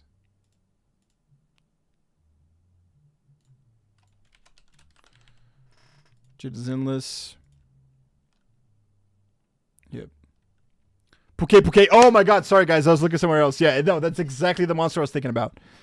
Exactly the monster I was thinking about. Puke. So like to me, Puke walks and talks and acts a lot like what Yan Kutku was, right?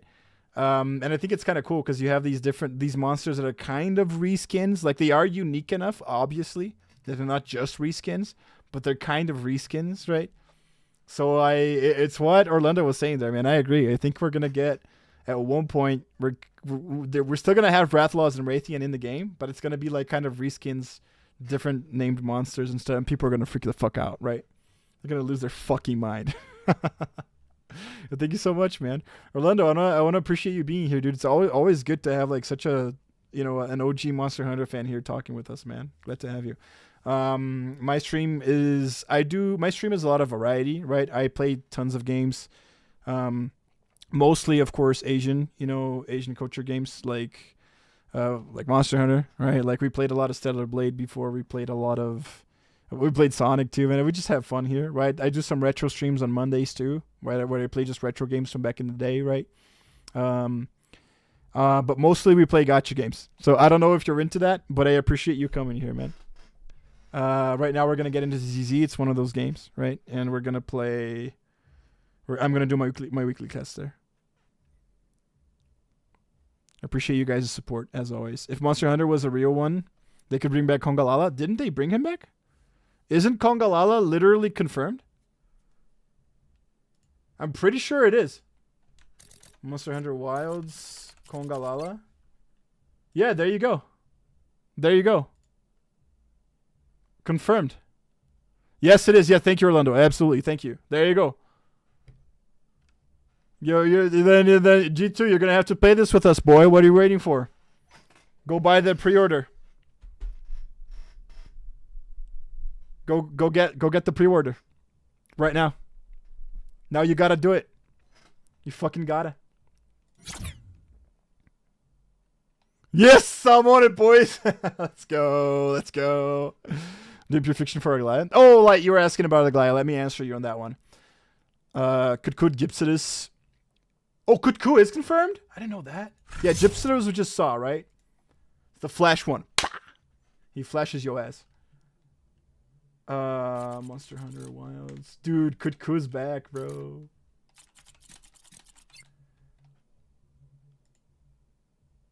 Oh, man, dude. I love this guy, bro. Dude, this guy was my first hunt, man. Right? He was the monster that separated me from being a boy to becoming a man, bro. Oh, dude, I miss this guy. Holy shit. Yeah, I don't think I've killed one ever since Freedom Unite. Right, I didn't play 4. Holy shit, man. What a guy. What a guy. I miss him. That's really cool. That's really cool. Thanks for the info, Orlando.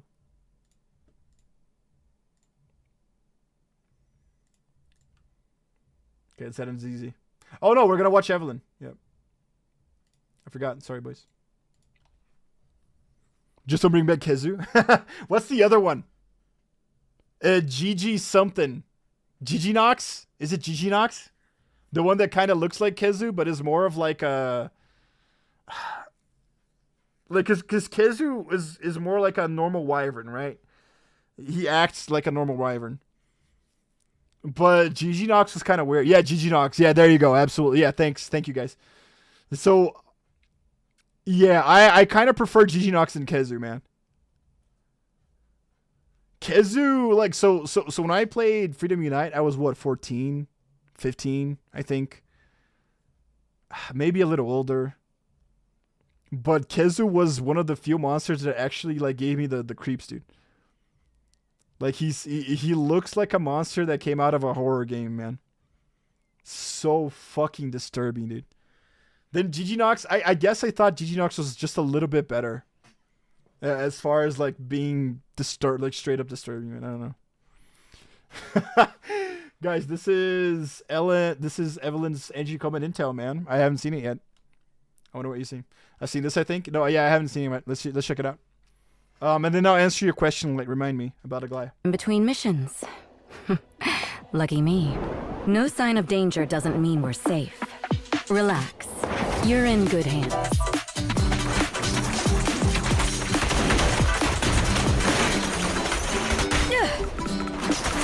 As expected. Gotta remember to do that, boys. Gotta use her EX special to lump in the monsters. Hunters run from fear when they see things. Absolutely, man.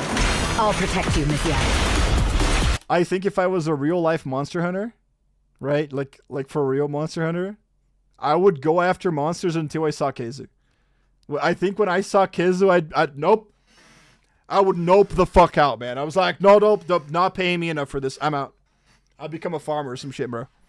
After seeing Kezu, Jesus. Fuck this.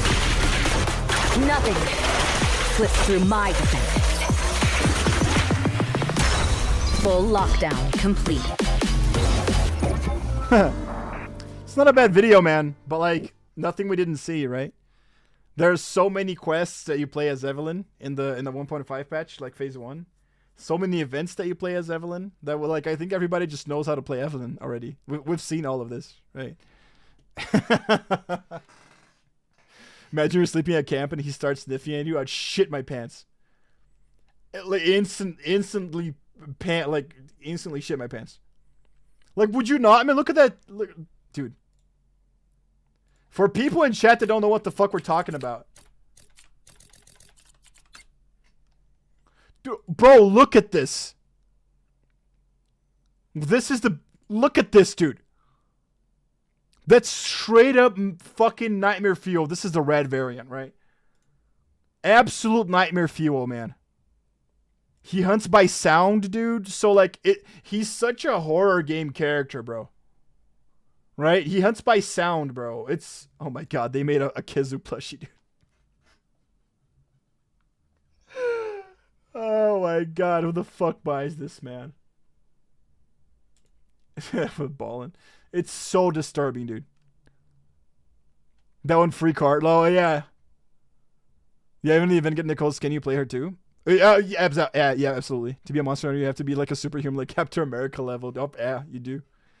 Show off one of the intros. Oh, Kizu intro? Yeah, let's do it. Dude, it's so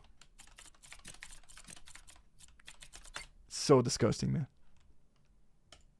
There's the Rise one. I didn't fight him in Rise, but I think Rise's cutscenes aren't animated, man. Let's check out the old school.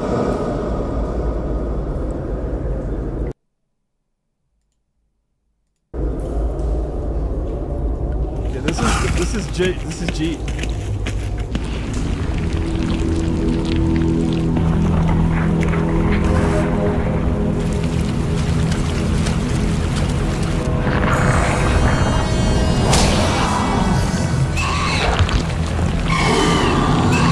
Game over, man.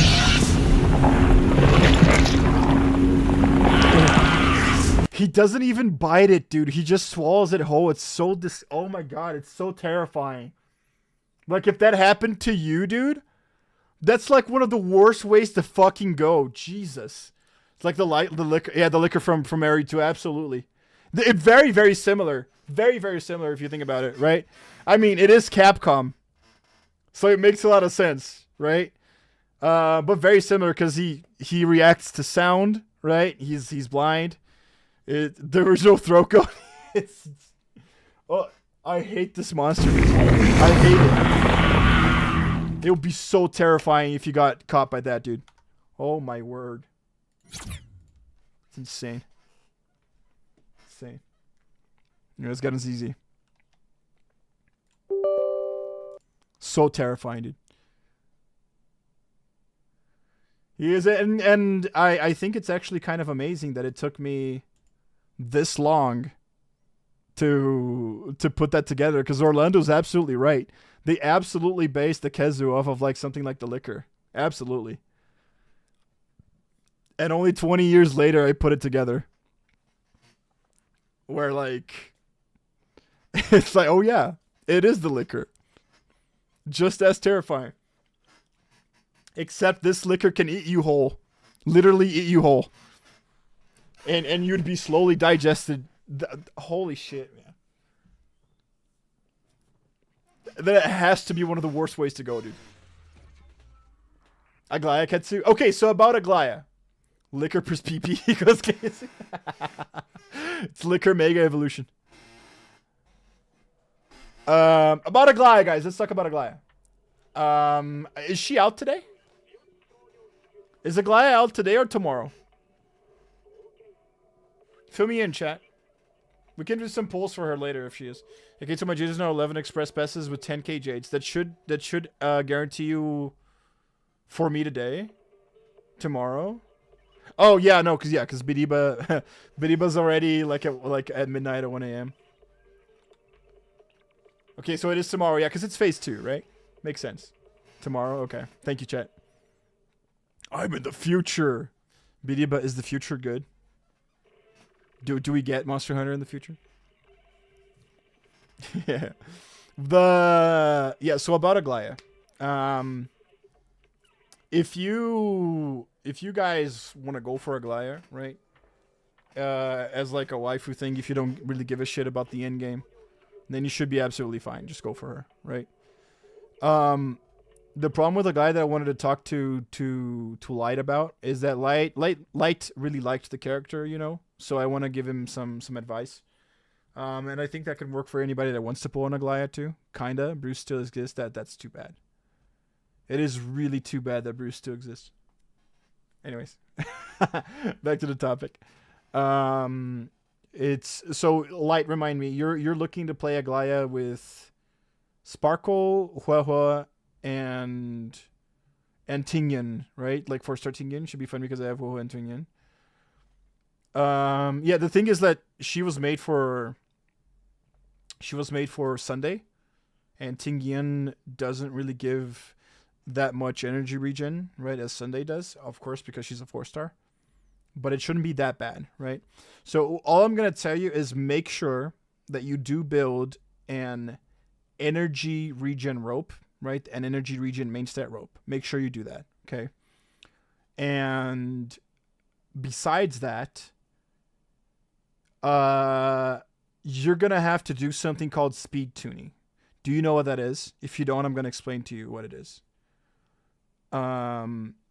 It's really simple, right? It means that you're going to make sure that characters in your party have less, like, you're going to make sure that the first, you don't know what it is? Okay, let me explain it to you then. Okay, it's simple, okay? You know that every character in Honkai Star Rail has a speed stat, right? That's a normal game mechanic, right? So the thing that defines the turn order for the first turn of the game is the speed stat, right?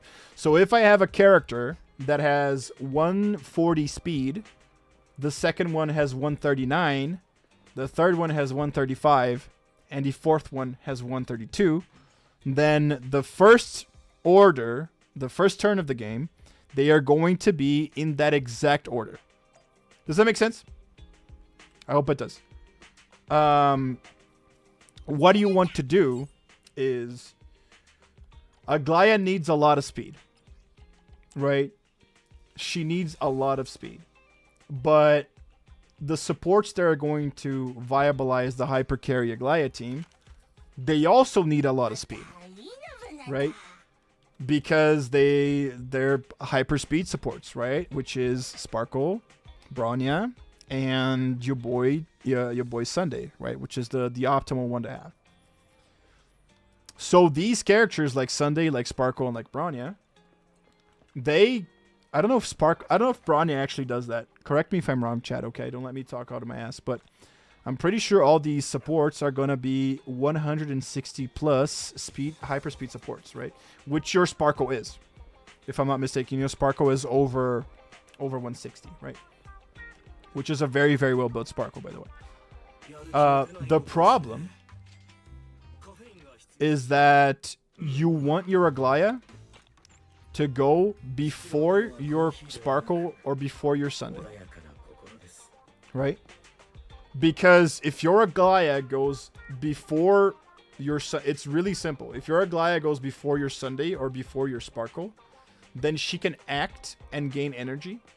And then when you Sparkle them, like when you skill them with Sparkle or Sunday, they are going to be brought up right against her, like they're going to be brought up again in the turn order very, very fast, right? So, and that's what a hypercarry team is about, right? So Aglaya really, really needs speed because of her kit, like her Memoria thing, the thing that she summons works a lot out of her speed, right? So here's the hard thing about Aglaya, right? Aglaya needs to be at 1 speed above your hypercarry. So if your Sparkle has exactly 160, which is really good, right? If your Sparkle has exactly 160, then your Aglaya is going to need 161. On top of needing crit rate, on top of reading crit damage, on top of needing attack percent, right? That's why she's so hard to build. How am I going to get him faster than Sparkle? It is what it is. That's the thing. Sparkle just gives you 50% up, not 100% like Bronya or Sunday. Okay. But then you tell me, man, because then I won't know, right? So is it not worth it to have like Aglaya faster than Sparkle? Because I think even though Sparkle only gives 50% up, it's still worth it if you're going to use Sparkle in that time. Because I don't think Light has Bronya. Does that make sense? We need to farm. We need to farm this, by the way. I'm losing my mind. Right? And so let me show you real quick, man. Just to give you an example. Let me show you real quick an example build, right? Let's Reddit. And then we're gonna go here in Aglaya mains real quick, guys.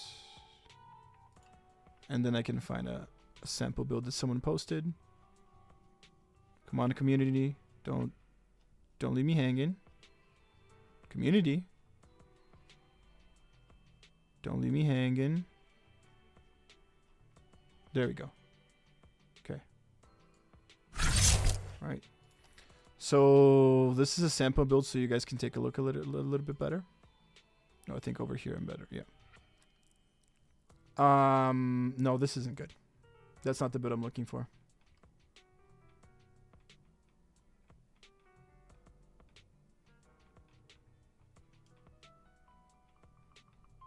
Where is it, man? Oh my god, dude. I found it yesterday, dude. Give me a second here, guys.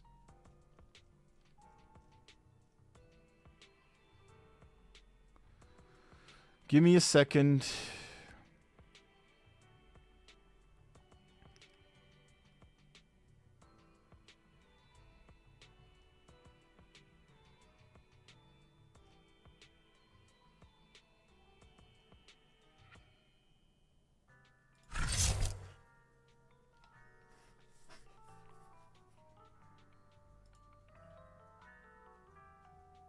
God damn it, man. I had found a build with 160 speed here that somebody did.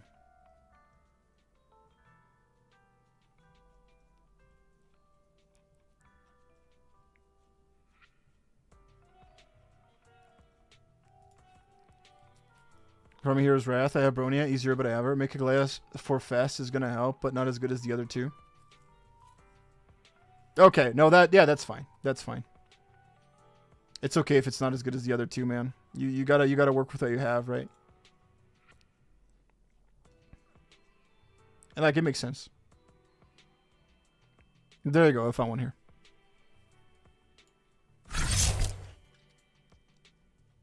Oh my fucking god.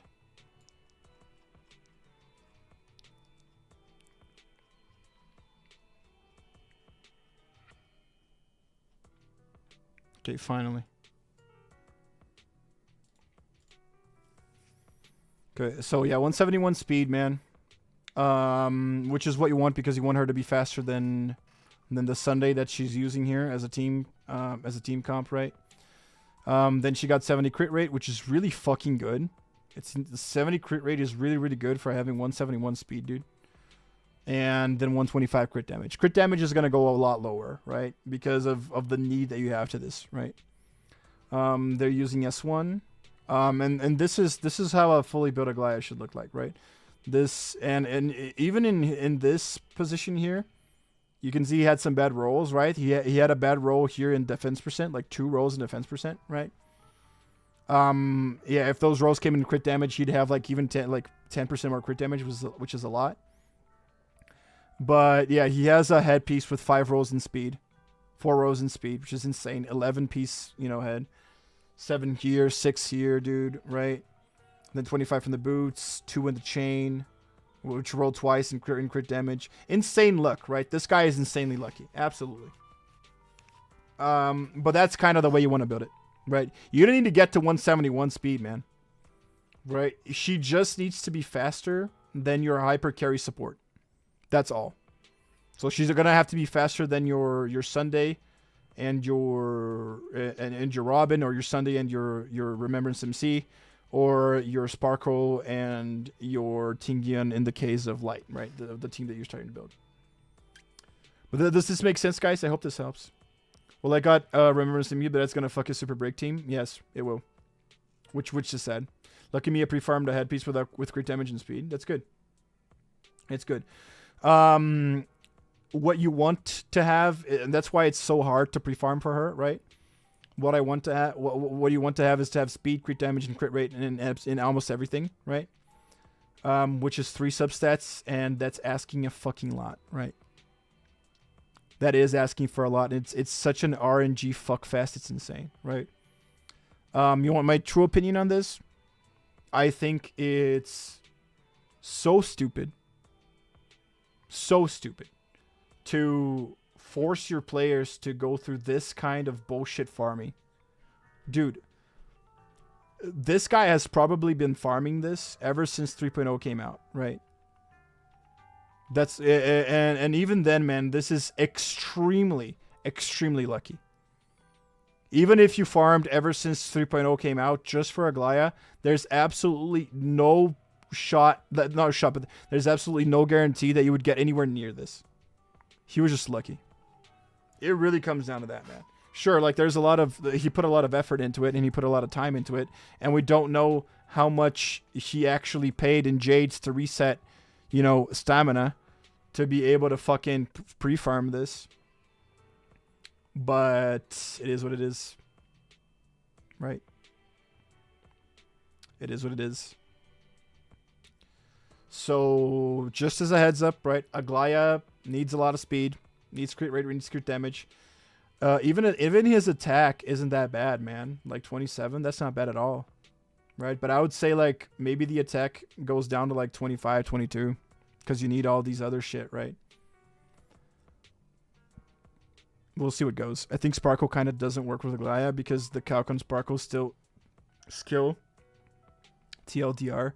The bigger the difference speed between Sparkle and the DPS, the more DPS goes forward. Oh, I didn't know that. Yeah, well, here's the thing, though. I've always used Sparkle with 0 speed DPSs, right? I've always used her with 0 speed DPSs. So I just never knew that. Yeah. That's why. What about Bronya? She just doesn't have that, right? So she's like she's just a worse Sunday. The problem with Bronya is that like, well, if you're not getting the energy regen from Sunday, then Bronya must just might be better too, right? Yeah. I feel bad for Light because like he's been trying to use Sparkle for a long time, but he could never use her, man. And like he just doesn't get he doesn't get a break, right? Like no matter what comes out, Sparkle just sucks. And that's on ZZZ, bro.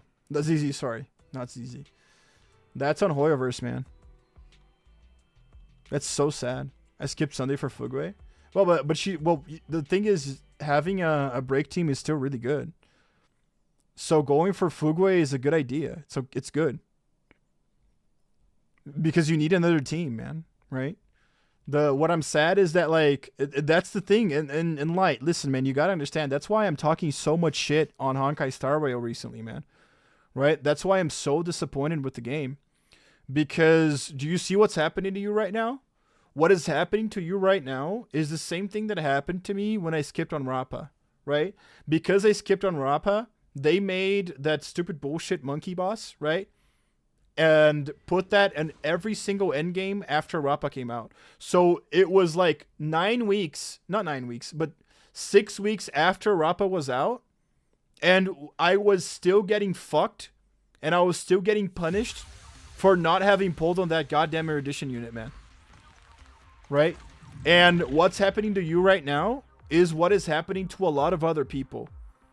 Like, a lot of people love Aglaya, and they want to go for Aglaya, and they want to use Aglaya, right? But they are getting severely punished because they skipped on Sunday to save for Aglaya. It's literally Hoyoverse being a fucking asshole and telling you, should have pulled on Sunday, should have pulled on a character you don't give a shit about. Should have pulled on a character you don't like, because now the character that you do like doesn't work without it. I am very, very disappointed in them in that shit, man. I think it's so stupid, dude. Right? Because now you have to, like, just go for the LC and the E1. That solves the issue too, right? I'm being punished for not pulling on Sunday? Absolutely, yeah. That's the thing. But if you do go for the E1 and the light cone, then you don't need Sunday, right? But it's still like, it's still forcing you to, like, you know, wail then, right? Which is very scummy, very fucking scummy. So, but you know what, man? Let's keep a positive outlook. Let's try out the team with Sparkle. If not, maybe building a Bronya is really good too, right? And you can just use the equipment that you have on your Sparkle on your Bronya, so that your Aglaya can work better, right? What I'm sad is that you love Sparkle. Sparkle is your favorite character, and the game isn't letting you. The game doesn't let you use her, right? It is also sad because Light Sparkle is super well built and he can't use it. Absolutely, it's so stupid. It's so stupid, man. I feel so bad for what Light has to go through right now. I'm just going for the LC. Go for the LC, right? Do it. Go for the LC. If you get everything early, like if you win your 50-50 and you win the Light Cone, then maybe go for her E1, right? I don't know if it's worth it, man. Right? It's what Gacha Smack was talking about. She might get power crept in the future too. So is it worth it going for an E1? Probably not. LC helps with the speed. Absolutely, yes.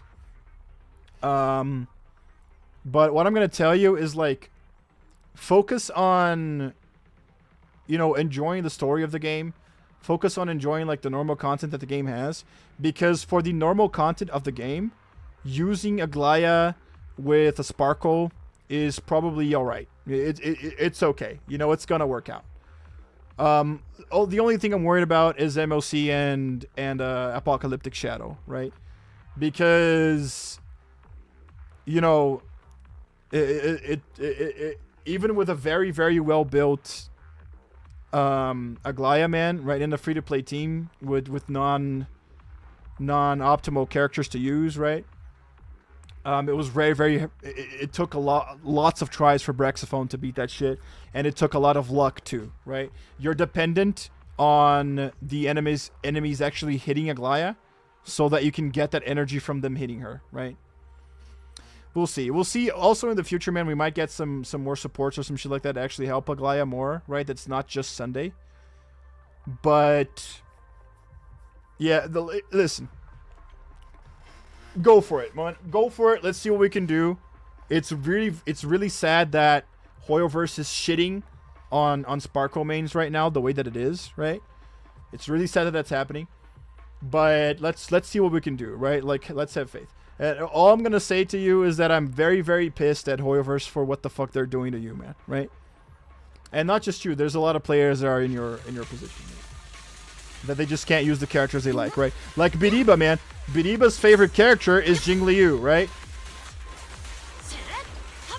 No way in hell he's beating any of the endgame with an E0 S0 Jing Liu. Like E0 S1, right? Right. If he wants to beat any endgame with Jing Liu, man, he better have her fucking E6. I don't fucking know, man. All I know is that fucking E0 S1 Jing Liu isn't gonna work for it, right? So he can't use his favorite character anymore.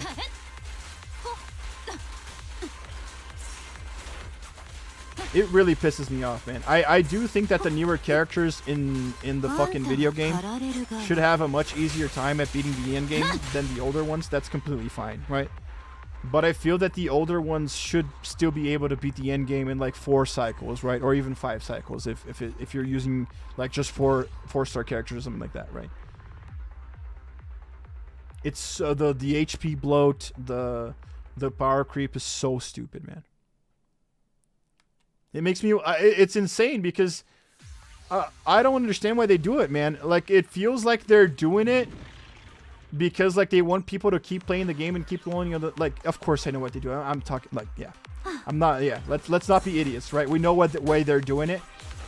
But the thing is, I feel like player retention should be more important than, like, forcing people to roll on the character, dude. And like it's just like, because if you lose player retention, then you definitely lose every single cent that guy is gonna spend on the game in the future, right? And this kind of shit makes me want to quit the game, dude.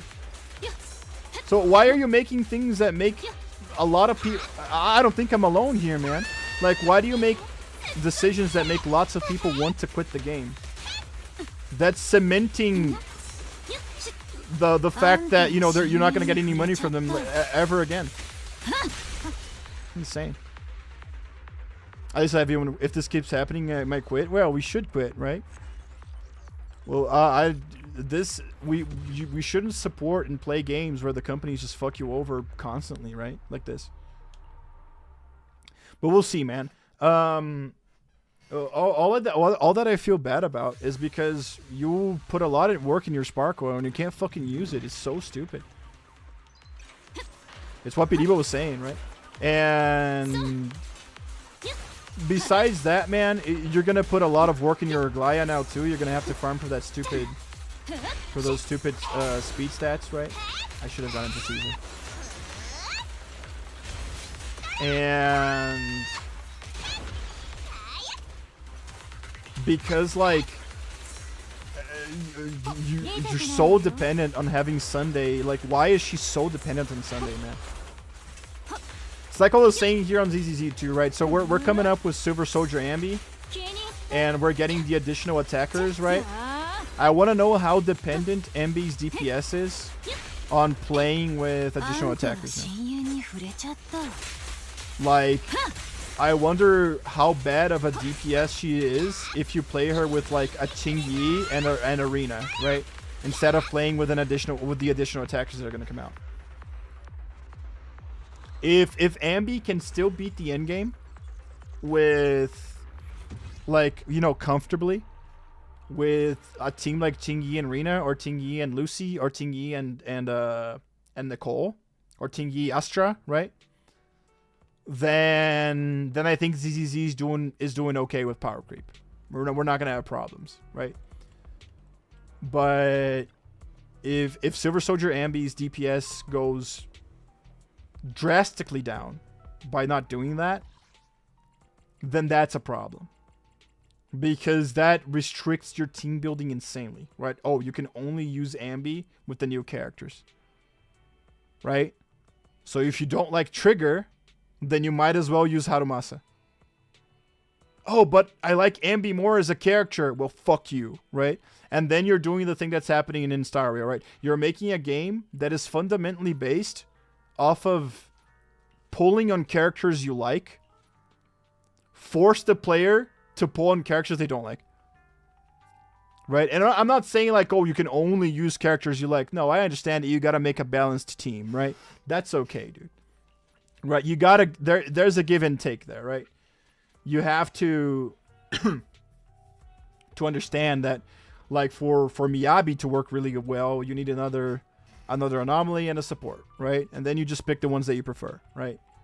But that's what I'm saying, right? I think the team building, the restrictions to team building in the end game should stop at, like, okay, Miyabi needs another anomaly and a support, and that's it. Doesn't really matter who I use, as long as I'm using something that is favorable to the weakness of the enemy that is the endgame node, right? But when you restrict something like Ambi does like 60% of her potential, I'm talking hypotheticals here, right? If Ambi ends up only doing like 60% of her potential damage, if she is paired up with something like Qingyi and Rina, right? Or Qingyi Nicole, or Qingyi Estra. And when she's paired up with Pokra and Trigger, she does like the 100%, right? That is too much, dude. Right? It's called balancing your game. Exactly. And that's what I'm saying, right? It's the DPS loss from not using any additional attack characters shouldn't be fucking out of the world. Like, out of this world, right? That's just my opinion, man.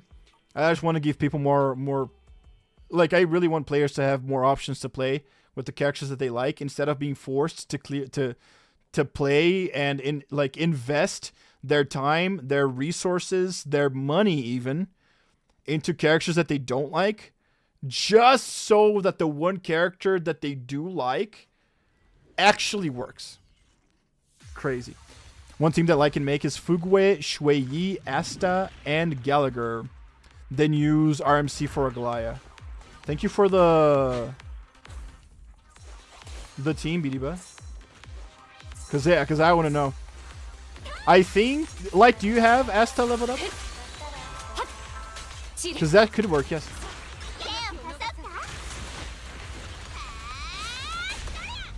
And then you switch to Remembrance MC.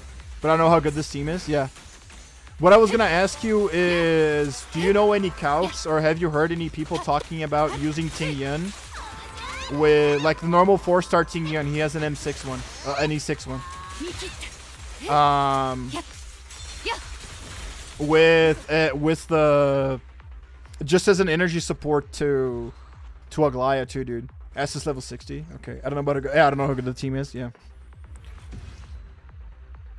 Because if he's using like let's say if he did have Sunday, then and he can't use Remembers MC, then Ting Yun should be the next best thing, right? Because I think Braxophone cleared with Ting Yun, right? It was a hard-earned clear, but I think he used Ting Yun. So I do think that I understand what you're saying there, and I think it's a good suggestion. But I think that he should keep... no, I haven't. Okay. Yeah, that's what I'm saying. Like, I think you should just keep... what do you call it? I think you should just keep... fuck, man. Harmony MC and the Super Break team. Oh, RMC and Ting Yun works. Oh, okay. Yeah. Which is even sadder because then he just doesn't use Sparkle. Yeah, so that was the team that Brax used, right? That's why he cleared with. He cleared with Remembrance MC and Ting Yun, right? And then Hua Hua.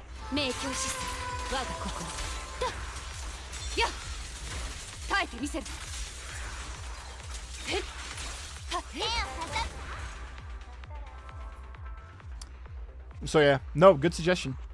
Yeah. The worst thing about it is that, you know, can't use Sparkle yet.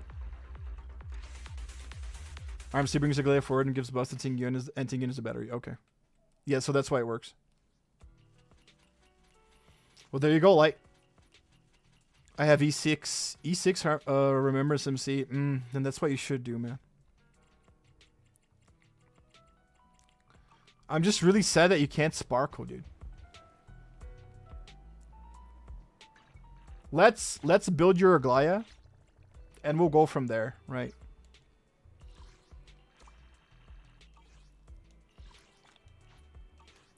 But yeah, maybe the answer is Remembers MC and Ting Yun, man. And then Sparkle because like she needs a 0 speed. A fucking 0 speed DPS to be good, man. Then it just doesn't work. Click call the reporter.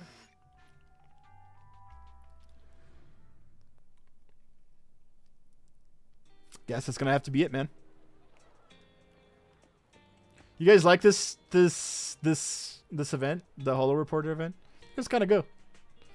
Got a different take on the Comet event, right?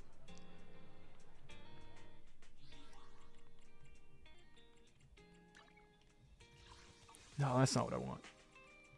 Sounds too low, guys. There we go.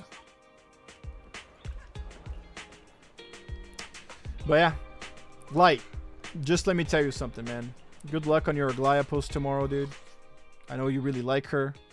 You can make her work, man. Maybe let's see what Tribi does, right? Let's see. I really, guys, has Tribi's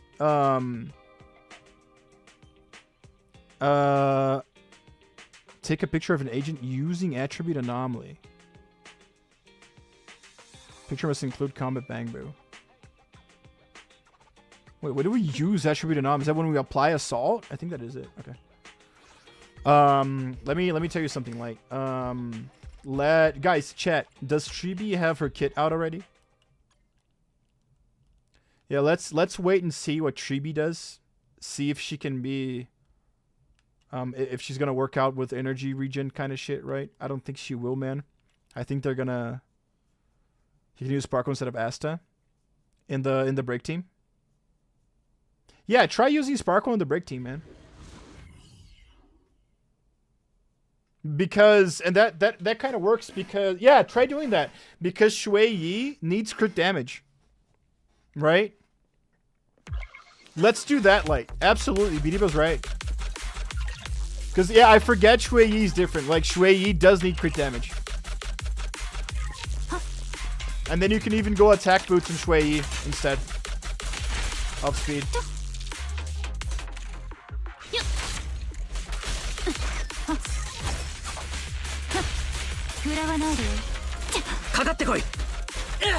Never played Seth, dude.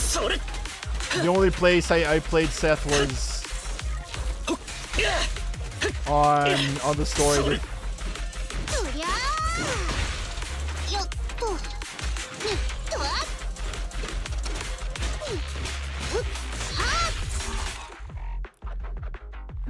Must include a combat bang boo. Fuck.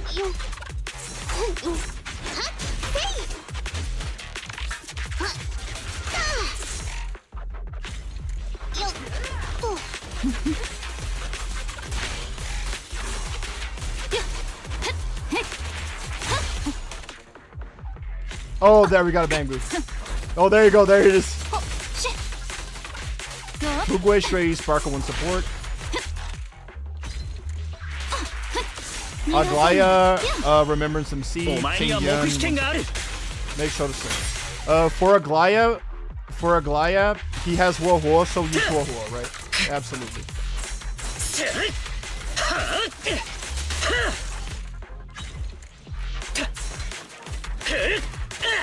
And then for Breakman, do you have Linksha? I think he has Linksha.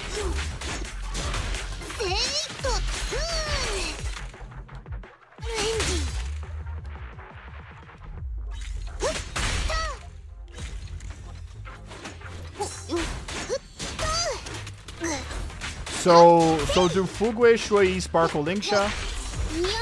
Then do Aglaya, Remembrance MC, Ting Yun, and Wowo.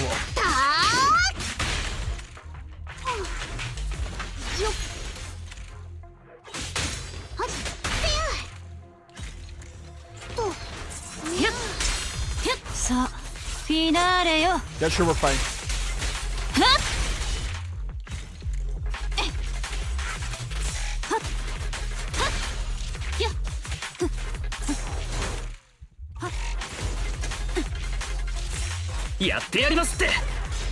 Oh, I never seen him out. Let's go, dude. Oh, that's kind of cool.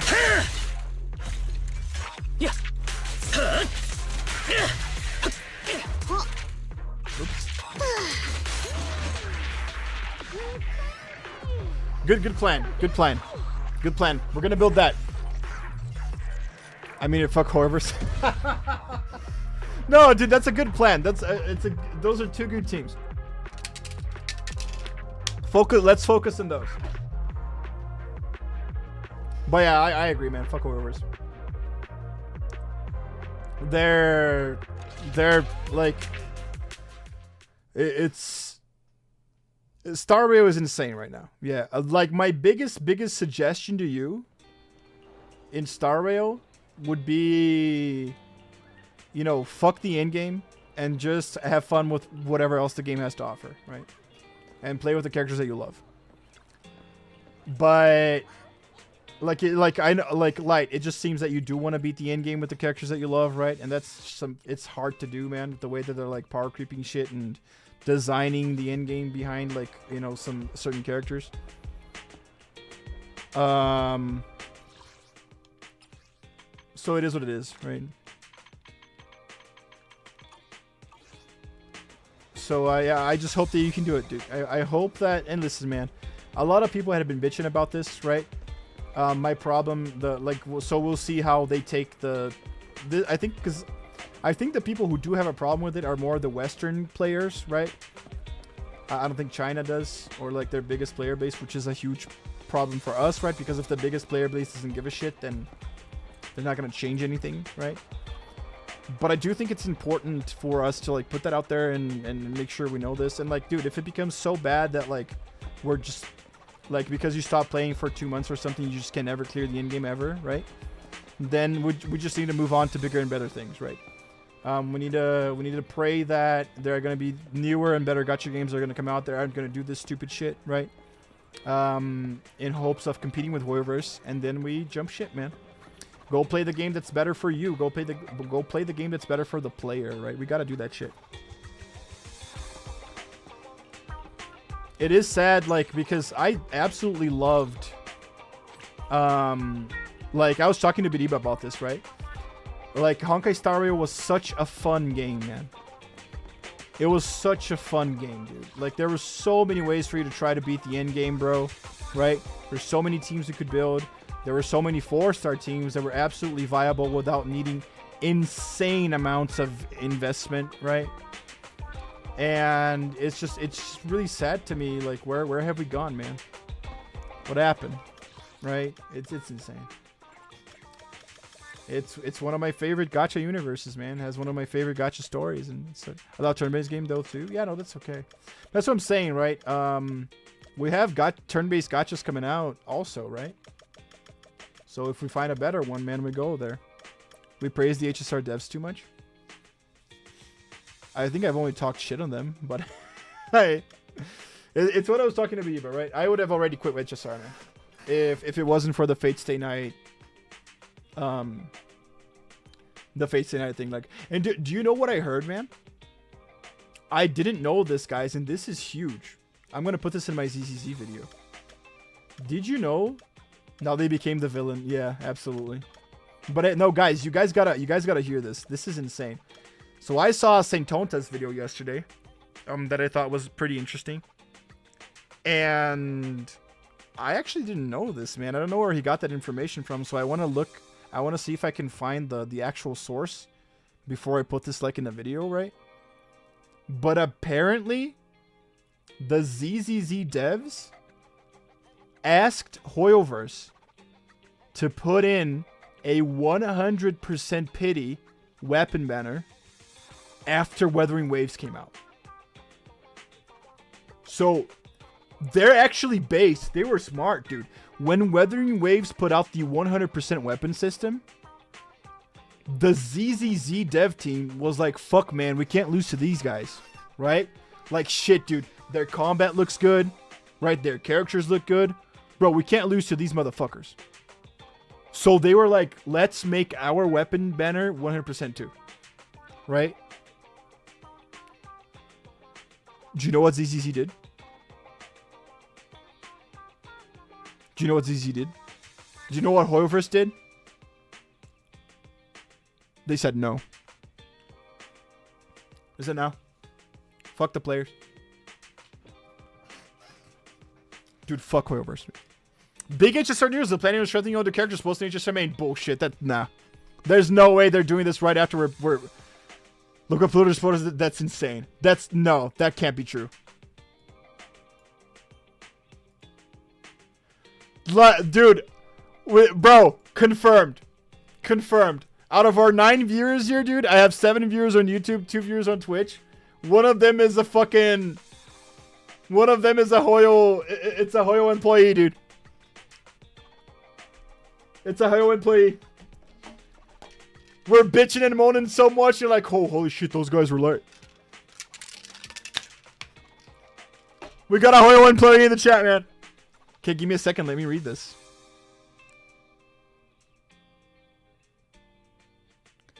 I found something here in Pridwin too, dude. To name some examples, would be adding richer comic mechanics. Hold on.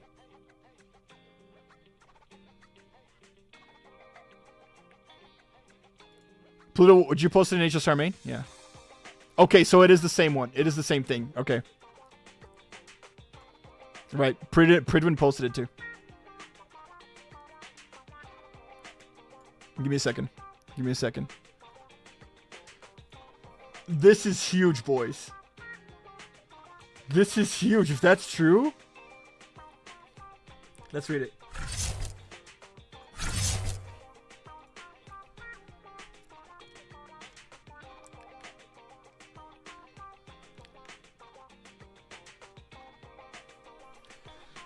Following the launch version of 3.0, the Express crew received an array of feedback from Trailblazers during the exploration of the new world. Some of these feedback concerns issues with the Trailblazers' experiences with the story and exploration. It did suck ass, man. Compare 3.0 to 2.0 Wuwa, dude. It's not even a question. We'll be making adjustments to optimizations to address these issues in the aim of bringing Trailblazers smooth journey experience. They didn't say shit. What's the issue? I hate when things are like so abstract and so like just out there, right? Like there are issues, yeah, with exploration and the new world, sure. What are the issues, dude? Holy fuck, be specific, right? Following the launch version 3.0, especially has received the rave feedback. Okay, we read this. We're making adjustments, right? We have received feedback from Trailblazers that the Alpha Rail's main story contains excessive lore exposition and too much reading, resulting from feelings of fatigue and tedium. Absolutely. Absolutely. Amphiroils is a complex design, and during development, we wanted to ensure the information supporting it was as complete as possible. However, the result presently failed to meet Trailblazers' expectations. I wonder if even the Chinese players, who are way more used to this kind of writing than like the Western audiences are, right? I wonder if even the Chinese players talk shit on this, dude. I wonder if you even talk shit on this. Sally, I think we should like 5 stars. Let's check it out. In response to this feedback, we will address the root of the issue by reducing design-related explanations in the story. In the upcoming versions, Trailblazers will have the option of skipping this content so that they may experience the main story in a more relaxed manner. Thank God. This is a good thing, but it should have been in the game for a long fucking time, right? Way back in the day. Taking version 3.0 as an example, the progress of the beginning of the story, and Okema contains a lot of dialogue and information for the end times, Titans, Crisis, Airs, Miracles. Following adjustments, the Trailblazers will be able to choose whether to talk to relevant characters to obtain this information. Okay. Yeah, give them the option, right? It's good. To give another example, when facing your Onyx's trial in the Abyss of Fate, Trailblazers must try 3 different methods for placing Flaming Lance and Bat on top of the attack zone to complete the Titan's quest. Following adjustments of these 3 attempts will become optional, thereby greatly simplifying the progress and improving the flow. Okay. Mission puzzle solving issue. I don't care about this, guys. You guys care? I don't really care. So forging zones, whatever drawn out, right? Whatever the fuck. To reduce any negative experience caused by the above issues, make sure that the overall quality meets everyone's expectations. We are continuing to polish, fine-tune. Okay. We anticipate the adjustments will take effect in version 3.2. That's fair. Amphiroils is a year-long journey, and these story and puzzle solving optimizations are just beginning. The Express crew will continue to optimize content. Okay, I get it, man. You're saying this for the 3rd time. Trailblazer feedback has always been extremely important to the Express crew. Okay. That's it?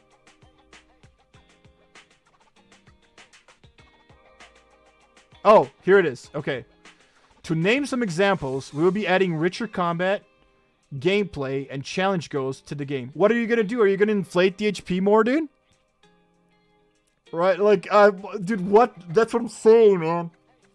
What does richer combat, gameplay, and challenge goals mean? Does it mean that challenge goals aren't going to be, you know, turn cycle limits anymore? Or does it mean that you're gonna make the turn cycle limits even worse? I don't get it. Like, okay, let's continue. In addition, issues close to Trailblazers' hearts, including difficulty deploying older characters in the battlefield, and the strengthening of those older characters are already on the schedule. Stay tuned for future content updates. Okay. This is really good. I'm going to give credit where credit is due. Absolutely. This is a very, very good change. This is a change that the game really needs, right? But, you know, older characters shouldn't need to be like E4 or E6, you know, to be able to clear something, or need to have 100% of the time, or they need to have like a Sunday, right? Or some shit like that to like carry them to the finish line, dude. Holy shit. More annoying mechanics like the monkeys. Exactly. Like what is this, right? What are you talking about here? Give me an example, right? How many gachas actually strengthen older characters? Fate Grand Order does it, right? But it's really not many. Like just off the top of my head, right? I know Epic 7 did it back when I played it. Genshin Impact strengthened Zhongli, didn't it? I'm not losing my mind, right? Zhongli had very big differences going on after he came out, right? Because he sucked. Who else, man? Nikkei, right? Red Hood and both Red Hood and Cinderella in Nikkei got severely buffed after they came out. Severely buffed. Yeah, but because of backlash. Well, we gotta say something, right? Like, sure, I agree that you needed the backlash to do it, but I'm like, we gotta say something, and I'm glad people are saying something in Stario, right? Archeron got power crap too. Only if you're a I guess Archeron's power crapped if your Aglaya is 161 speed, fully built, optimal, and your Sunday also is, right? If you got that built, then sure. Insane, man.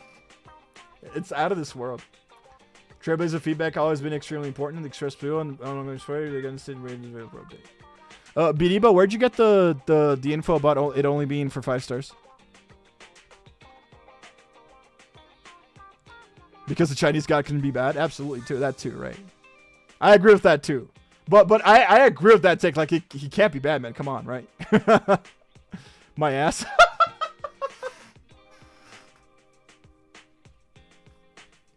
That's just your opinion? No, that's fine. It's okay. It's okay. I kind of agree with you. I don't know if they're going to go for the 4-star characters and make them better, man, but the 5 stars, that's probably what they're talking about. Yeah, so it's not bad. Like, this is a very, very... Okay, guys, right, again, credit where credit is due. This is a very good step forward. I'm just going to go ahead and say it. This is not something that should have happened this bad in the first place. They knew what they were doing. So, like, yeah, just because they're backing off on it now, it doesn't make it any better. Because it means that they were doing this and seeing if people were going to talk shit and were going to quit the game. And it seems that we bitched and moaned enough that they were like, okay, I guess we can get away with this, right?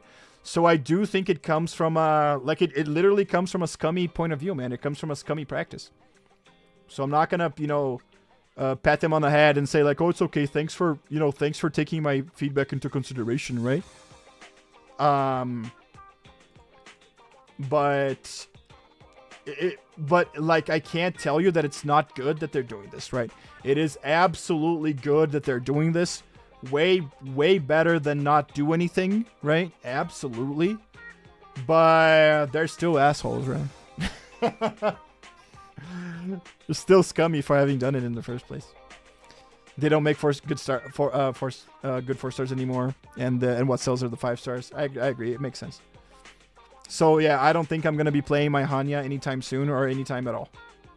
No matter how well built she is, no matter that my Hanya has 160 speed, she's not gonna be carrying my carry, my damage through my damage dealer. No, that's not gonna happen. Not even if my damage dealer is something like she has to work with physical, right? Not even if I get a fully built optimal Boot Hill. Not gonna happen.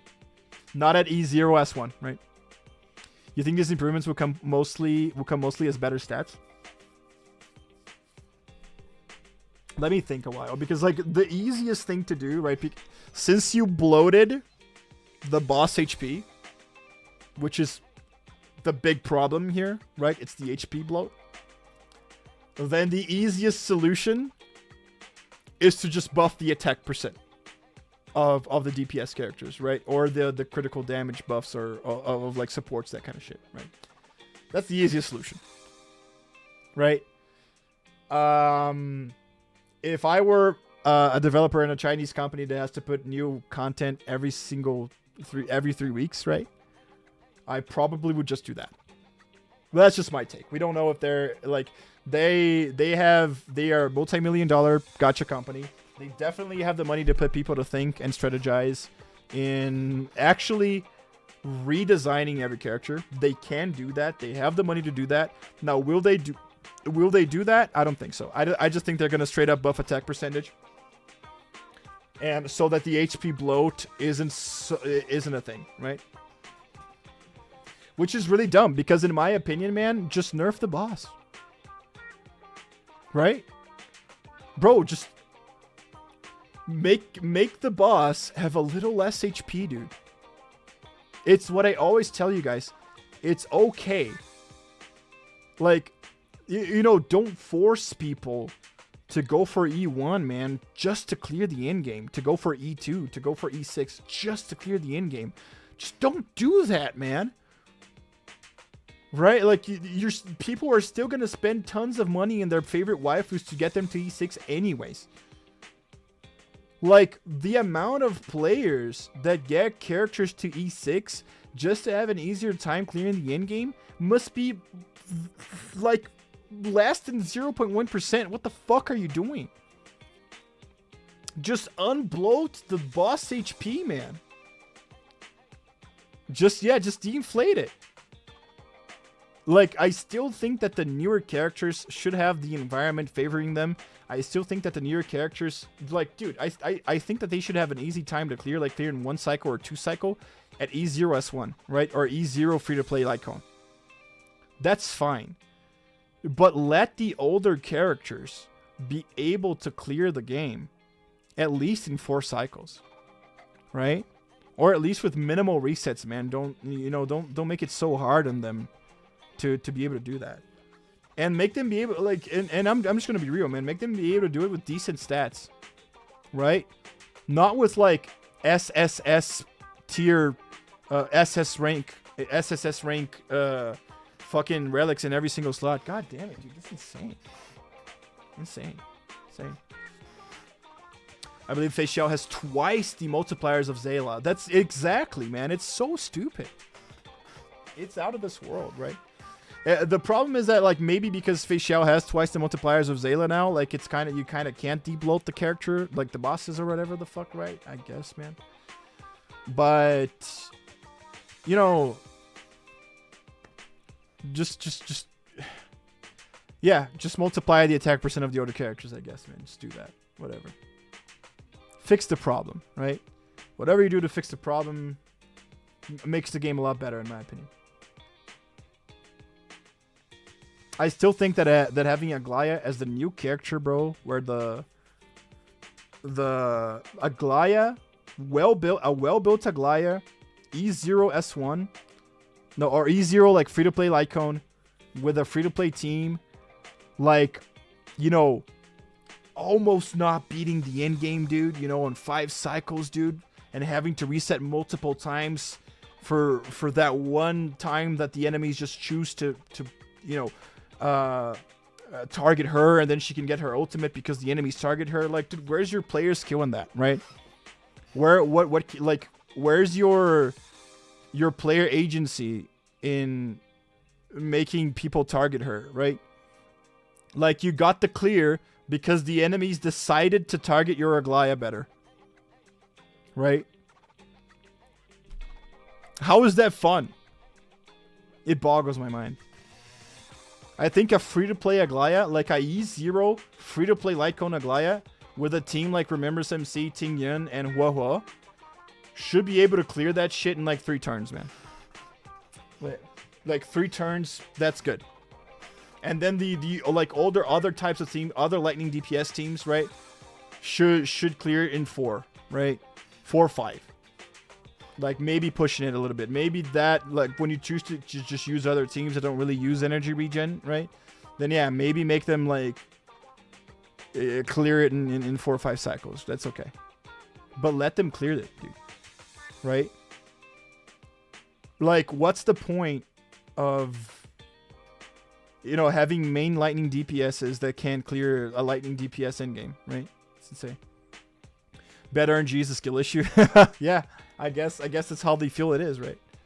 My God, bro. Let's do the weeklies. But Pluto, thank you so much for posting that in, man. That's really good news. It's really good news. I think it's really good news. Again, shame on Hoyoverse for doing this in the first place. But it's still good news. It's good that at least they're trying to fix it, right? I should need to make Aglaya better than my Sparkle speed. No, the problem is that Sparkle just doesn't work with Aglaya. That's not even the problem. Right? Yeah, I do think Aglaya is such a hard character to build for no fucking reason. Right? When most DPSs just really need crit rate and crit damage, right? Because the attack percent you can just get. You missed my last 2 comments. Let me see. Oh, well, I was about to hit the hay when I saw this side of shit. Thank you, man. Gonna fall unconscious, which looked one pulling a Aglaya. Finally loses Blackberry, Dr. Pepper. Good luck on getting the DP, man. Yeah.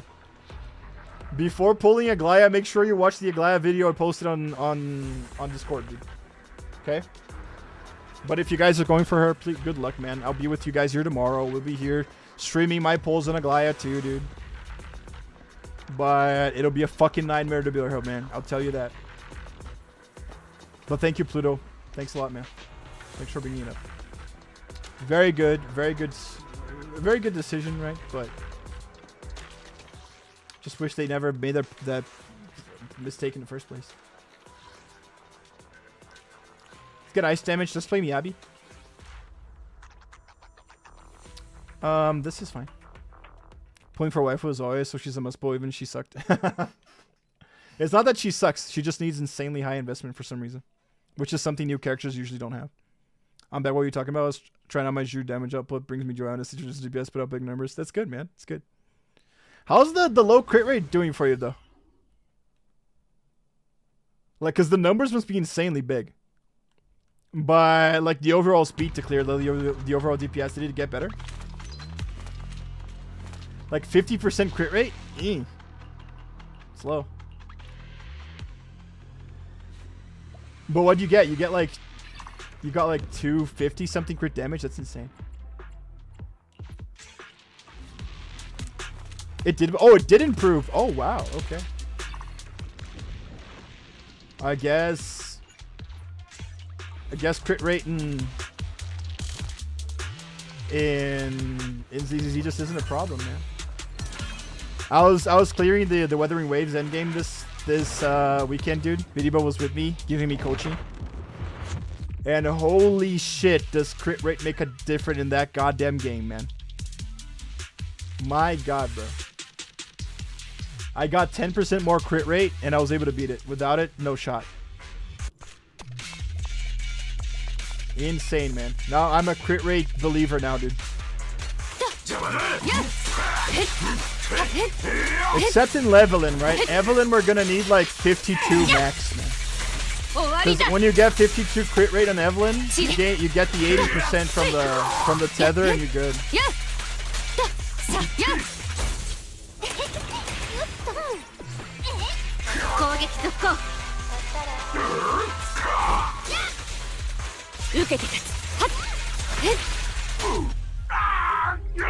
That's good to hear. Good to hear.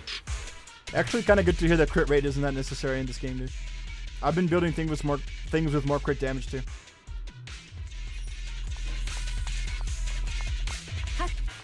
I mean, Majura has everything, 50% with this, 15 from her W engine, and 30 from her core. Oh! Not to mention Nicole's bus really overcapping. I didn't know that. Yeah, no, you know I don't know how Zhu works. I never play her. Yeah, so you just don't need it. It's just like Evelyn, right? Because if you have like 50% crit rate with Evelyn, then you just get shit.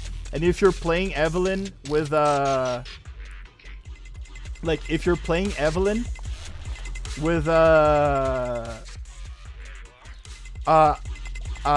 Inferno Metal set, and you're playing with another fire character, which means you're gonna get the burn frequently, then you gain 28% crit rate from her passive of having the chain in the enemy, and you gain 24% crit rate from hitting a burn character because of the 4-piece Inferno Metal. So like you need like what, 30 crit rate to get 100% crit rate if you're playing Inferno Metal with 2 fire characters. It's insane.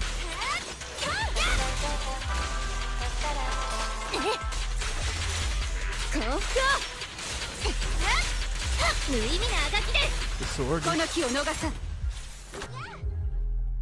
I hate the wishful resin and variable dice cost too much to make. Absolutely.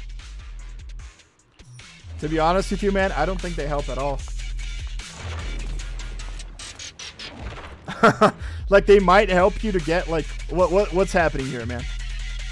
Every 40-ish days you're gonna get an above average disk drive, right? And 1 reroll. Right, and which said reroll can still roll 4 times in defense. Right, like it's insane to me, man. I don't think it helps at all because like in 40 days you are going to get an above average disk drive, man. Right? So do you really need it? I don't know. I guess you're gonna get one more. I don't know.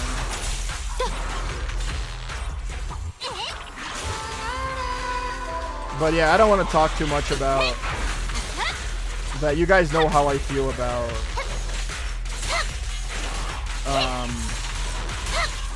diss tries, man. I fucking hate that kind of shit. I'm not gonna say it too much, so I'll be fucking broken record.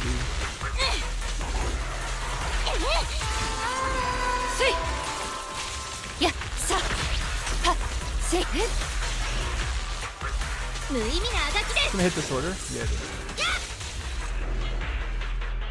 Yeah, my goal for Ju1 is not aimed for 280, so I can chaotic meta. Oh, if chaotic meta, go to 300. Nice. And then if you're still over capping, then you can just go to down like 80 crit rate. Still better. Yeah, absolutely agree.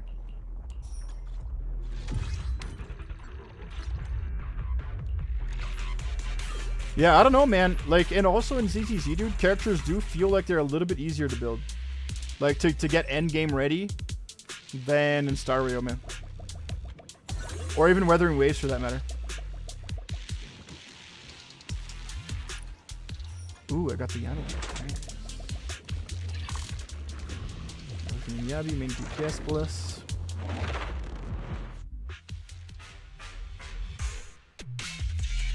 Bam.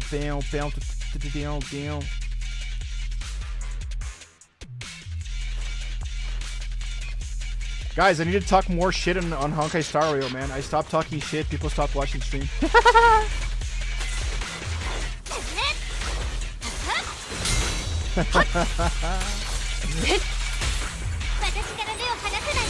Ooh, I can ult.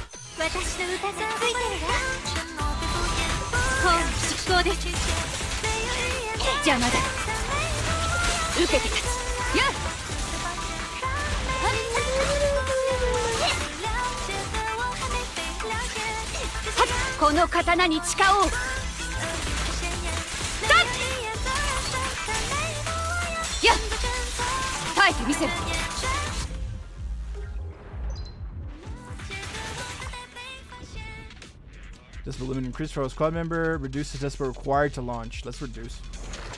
ZZ is easy because you don't need perfect stats. More or less flexing ZZ as of right now. I don't know about 2.0 beyond though. That's what I'm talking about. Absolutely.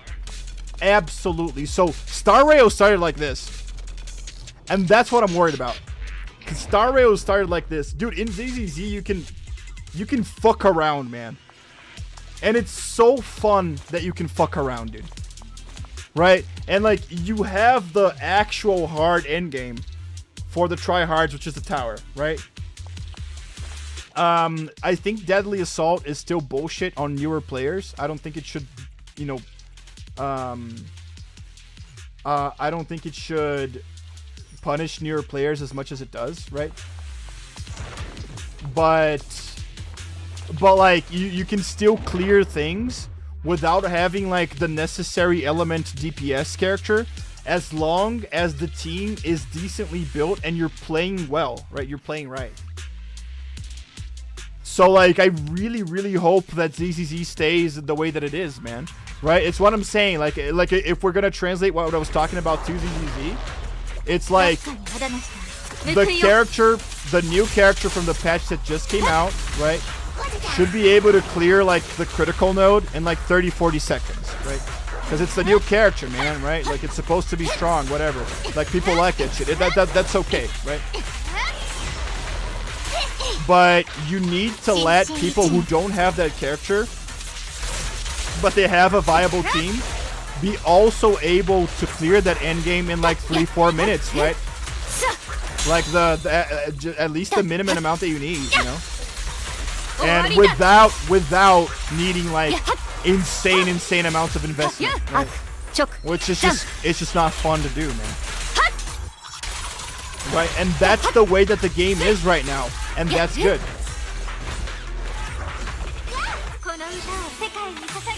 I should get Zayla because I really like her character Kitsu. I'm only wondering because if she sucks nowadays. Dude, I'm so sorry, dude, to say that.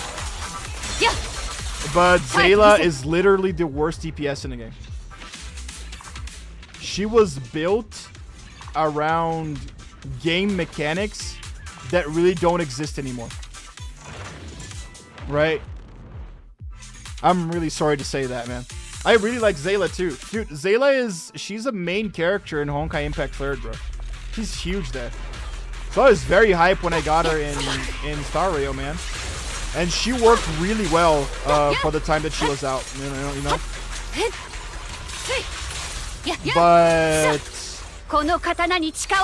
But right now, Mer, dude, I like her and Jingliu. Dude, Jingliu only works with Eidolons, man. That's what I heard. Like, I've never used my Jingliu again, man, because she just does not have the DPS that she needs. My Jingliu can't clear stuff, dude. Now, to be fair, she's not the best invested Jingliu ever made, right? But she is E0 S1. I do have her signature, but it's still absolutely not enough.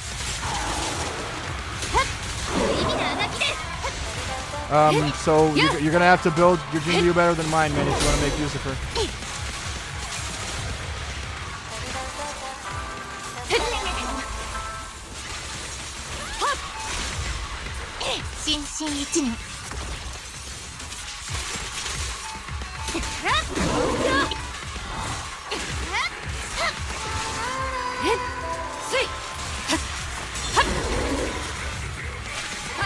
No, he's changing. There's Morbin time.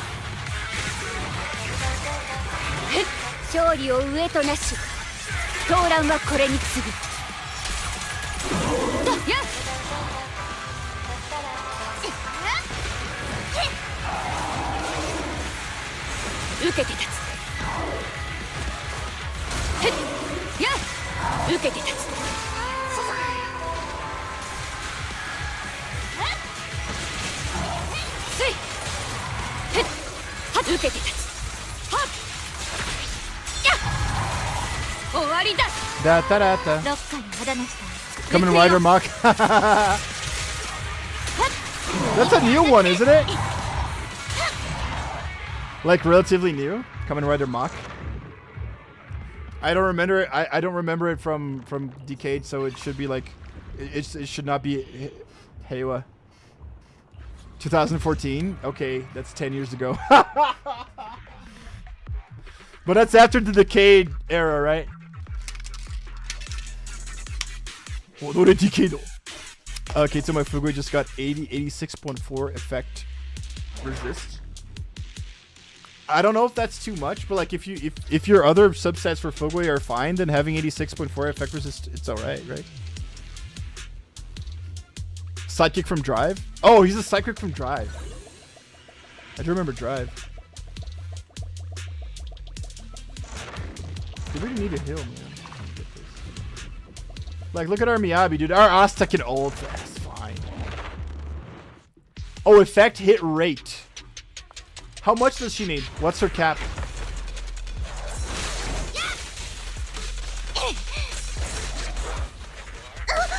Oh my god, what did I get wrong?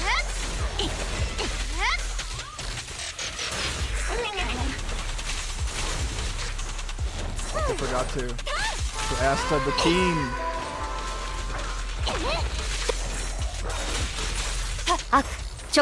Jump.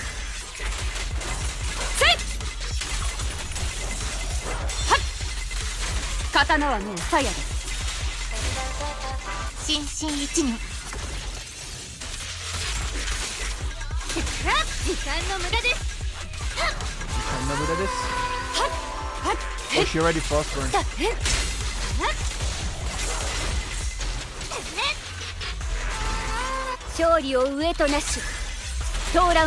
forget.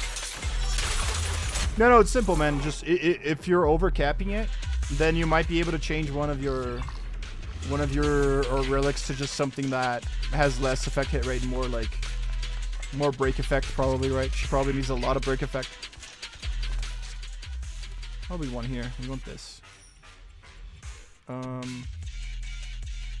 Sure. Oh yeah, we can only buy 2. No, we only had money for 2. I got ult with Ast. I forget to ult with Ast. Astra, yeah. Astra, dude. Asta is in fucking HSR. Jeez. Oh, yeah, we just had a... Full is like 68. Yeah. So you can probably switch that to something that has more break effect and speed. Some shit like that, right? If I had to guess what she needs is like, you know, a Kappa VHR, which you guys see at 68%. And then she needs like break effect and speed, right? If I had to guess, I wouldn't know because I can't build a Fugway because I don't have one. I tried, but she certainly did not come home.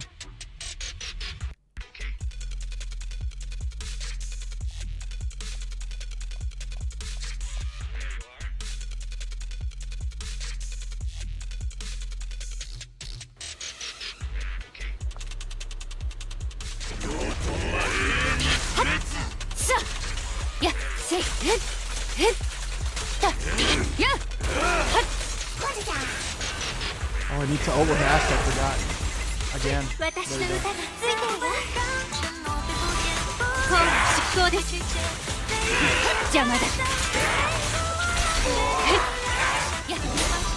go.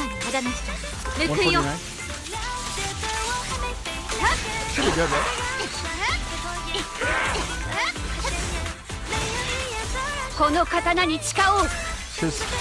She should be slower than the DPS, right? Am I wrong? 190 break effect outside of battle. Okay. And yeah, because my Firefly is 160. So like Fugway should be slower than Firefly, right?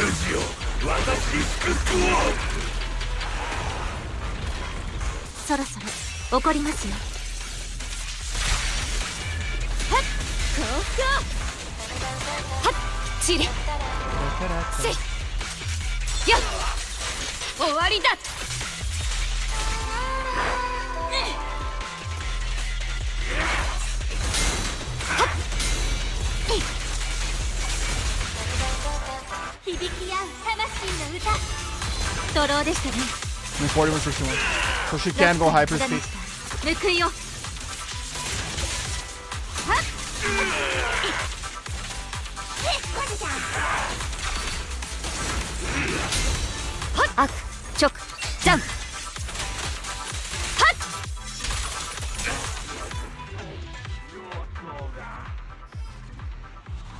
I'm just not getting the main stats.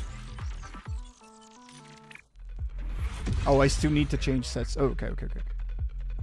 So you go 190% break effect, which isn't that bad to get, right? Then 161 speed. But the question is, like, do you want her to be slower than Firefly or not? Well, Light doesn't use Firefly anyways, right? Probably slower than Deepster. To be like Castrus better than Aglaya? Do you want to save? Like, what is Castrus gonna be? Chat. Anybody knows? Is Pluto in chat? I think Pluto's asleep already. Anybody knows what Castrus is supposed to be? I don't know if we have that. Gain a shield, support check ones, increases days, but we don't use days. Gain gear coins, reduce agent damage taken by 10%. What about this, man? Increases bank boost, chance to store. We got all of these down. Yeah, let's just get these. And this. And then rest goes for next week, boys.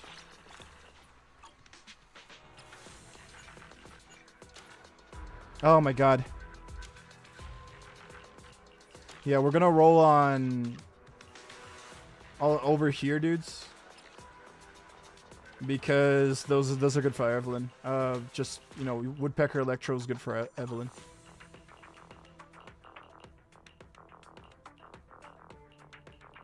It's Woodpecker Electro? It is Woodpecker Electro. Woodpecker Electro and two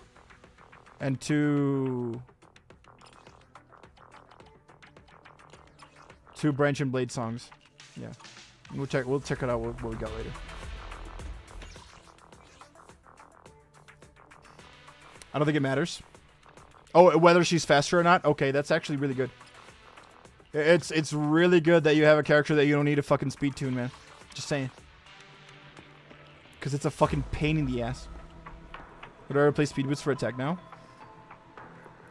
if you are going to play Sparkle on the break effect team, looks the Sparkle Sparkle, what's her face, man? I forget her name. I forget the name of the girl you like, man. Xiao Yi, right? That's her name? I'm losing my mind, guys. I don't remember my name. No, for Fugui. No, I think Fugui should definitely still keep speed, man. Shui Yi. Yeah, Shui Yi. There you go. That's girl. Yeah, I think you should go attack boots on her if you're gonna play with Sparkle. But the problem is that then you need to play with Sparkle, right? Or else it just does not work, boys. Oh yeah, Shiyu defense. That's what we were gonna do. I forgot. Fire physical, ice physical. I really liking physical.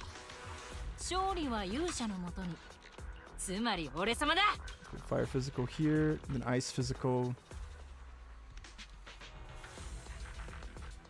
We deploy the preset, but I don't want to use Rena. Right? Oh, Lucy. No, we want Asta. We want Asta. There you go. Okay. Yeah, let's go. Let me change this, by the way. Just modify. Asta. And there you go. Okay. They did it once. They took it away. Like, come on, give me free polys. Oh my god. Yeah. Bro, they need to bring back defense node. They do. They need to bring back ambush node too. We should have ambush node every 45 days. Every 45 days, man. You know, give us a couple of polys. Jesus Christ. You know, stop being so stingy. It's insane. Absolutely agree. Big Little Boachinho cast race is on 3.2 and that should be close to the anniversary. Oh, fuck. My speed boots have an attack and break effect. That's really good for Shui. Oh. Yeah, but here's the thing, though. It's what we were saying, right? If you're going to boost Shui Yi with Sparkle, then you want Shui Yi to be the slowest that she can be, and Sparkle to be the highest speed that she can be. So that's why you should kind of switch. But your speed boots are really good. That sucks ass, man. Yeah, and then what you would need is like attack boots with break effect and attack percent, right? Or crit rate, crit damage, because Shui Yi needs crit rate and crit damage, right? To further fuck up your RNG fuckfest, right?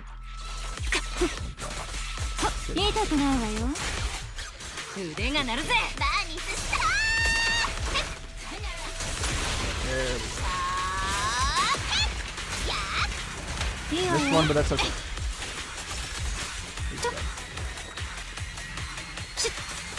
Oh, it's Polkra.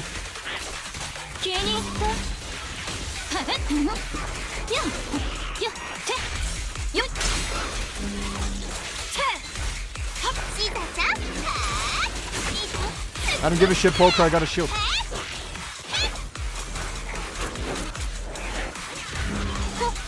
What is she doing? Oh, she's going on the... Oh my god, I hate this. It's such a waste of time. That's such a bad mechanic.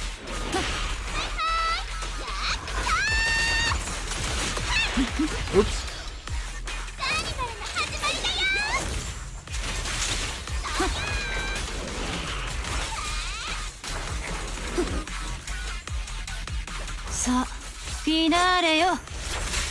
Two round back fight. No, you can try it out the way it is, right? I'm just telling you how to make it optimal.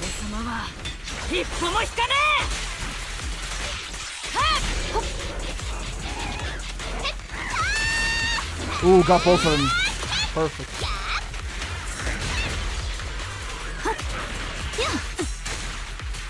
I missed that dodge. That's on me.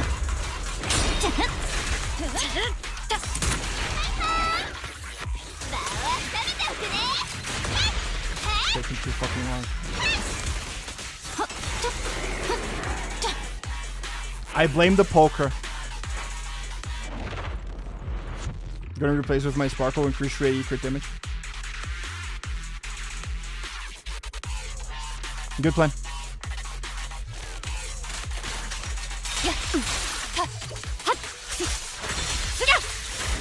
刀はもうさや私のステージよ。受けて立つ。はっ追撃します。Bow, bow.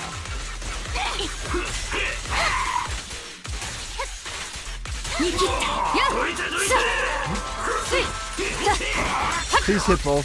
Hit both. 見せる。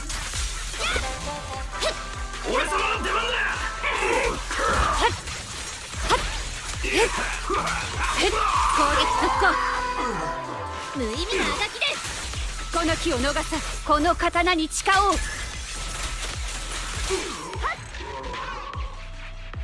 Too fucking slow, dude.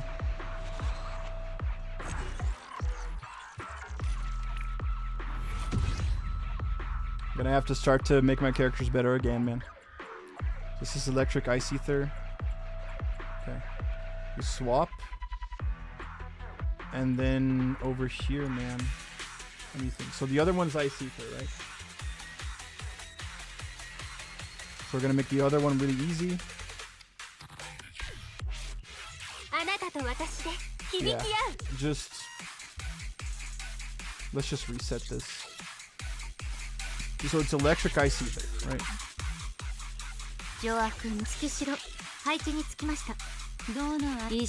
Jane here. And Caesar. This should work, yeah. We have no bang move for that, but no, that's not a problem. It's the electric one.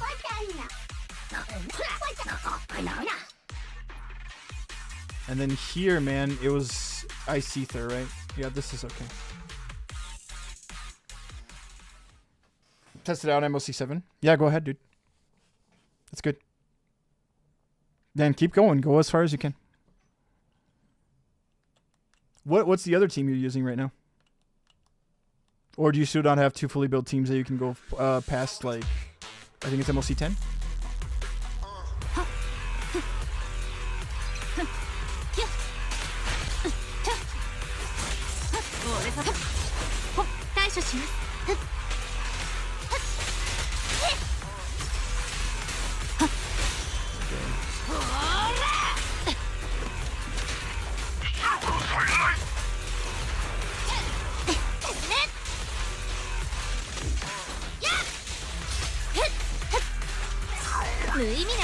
See, my anomaly application with Yanagi's too slow, man. Jane kind of needs a better buff here.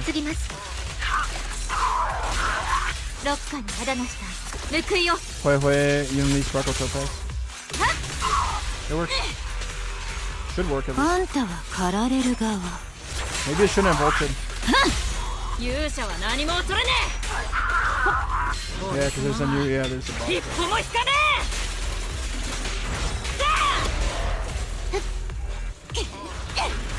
Let's kill this motherfucker first.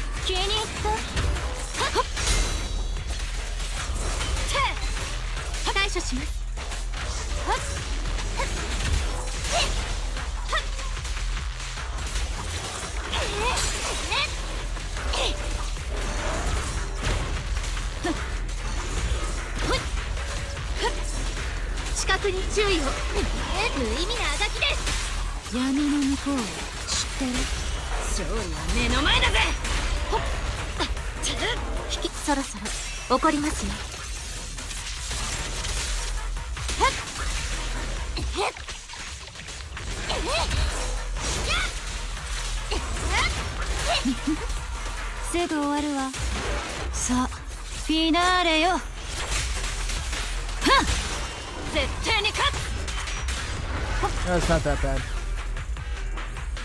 Not that good, but also not that bad.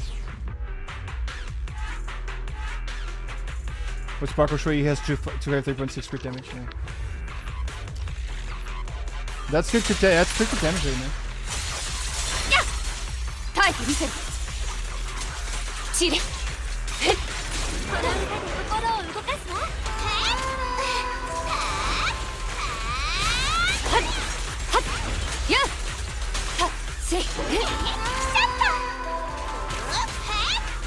切って受けて立つ。はっはっとや刀はもう鞘。受けて立つ。やつい。 God damn it, what do you... この刀に誓おう。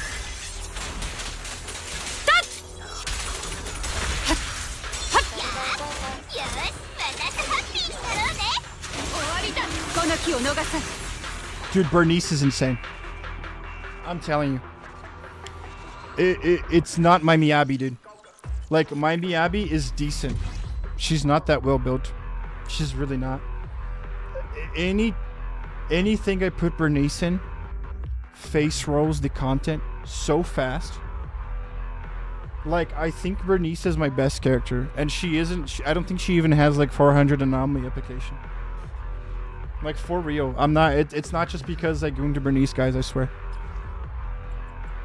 Biriba's gonna say that she eats poop in the chat, but he's just wrong. This is too electric. This is okay. No, this is actually perfect. Let's go. She did 1 million damage. I don't think she did 1 million damage, but it is. Oh no, your Shui Yi. That's good, man. On 7. That means she's working much better. Awesome. So perfect.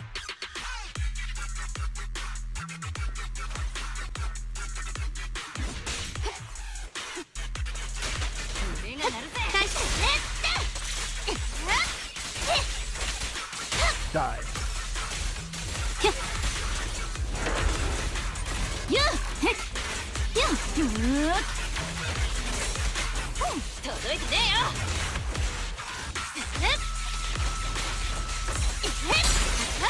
Ooh, that was a cool parry, guys.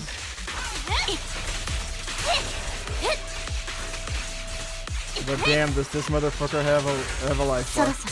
怒りますよ。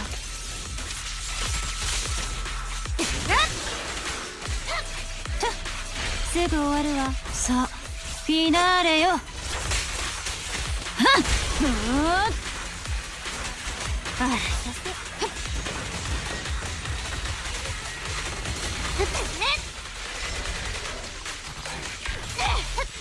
That's gonna stun. Let's go. 闇の向こう知ってる？勝利は目の前だぜ。一撃で Caesar can ultimate.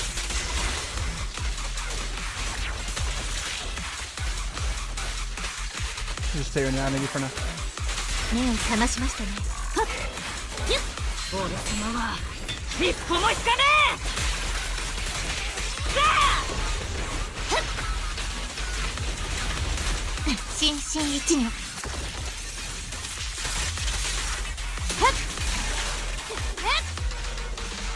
I didn't have EX, sorry.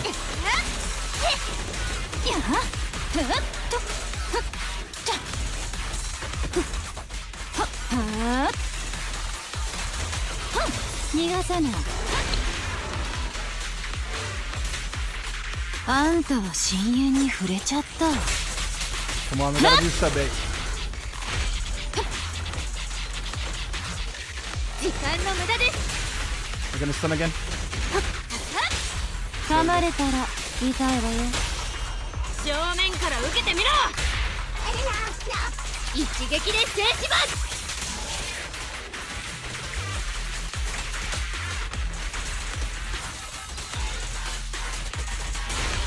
敵が再び攻撃状態。そろそろ。 Fuck man, my lightning damage is not good.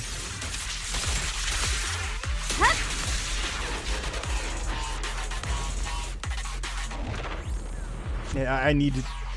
My Yanagi needs to be better. You gotta build her better, bro.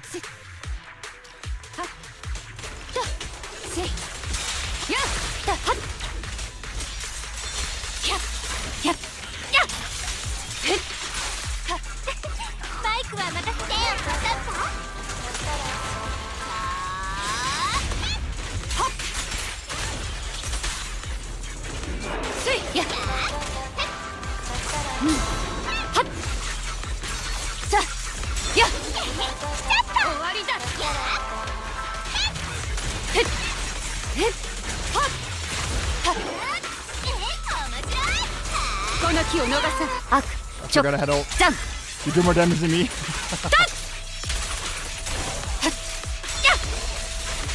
She was below like the optimal time to clear it, you know, because stupid time limited endgame. Right?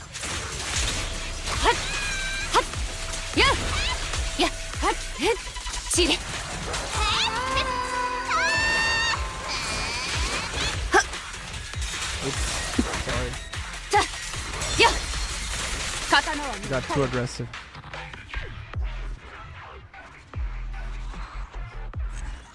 I think it's gonna have a fire endgame because of Evelyn. Electric again, shit, man.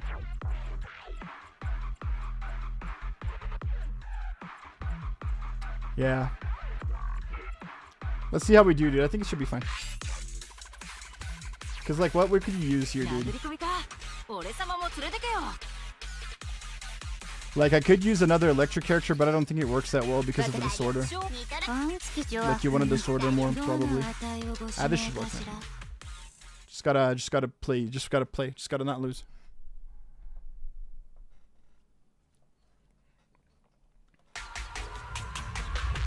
I would say yes, yeah. Just gotta not lose. 100% fire endgame. Oh yeah, for the next absolutely. Oh my god, dude. No, I'm resetting. Are you kidding? I'm gonna get hit by something from there.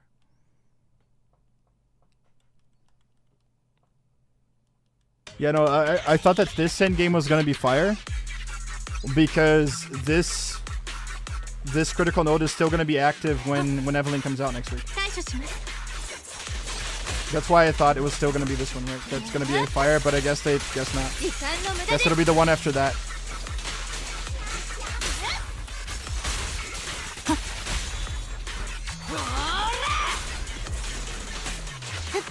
Why is there one guy that's full life, dude?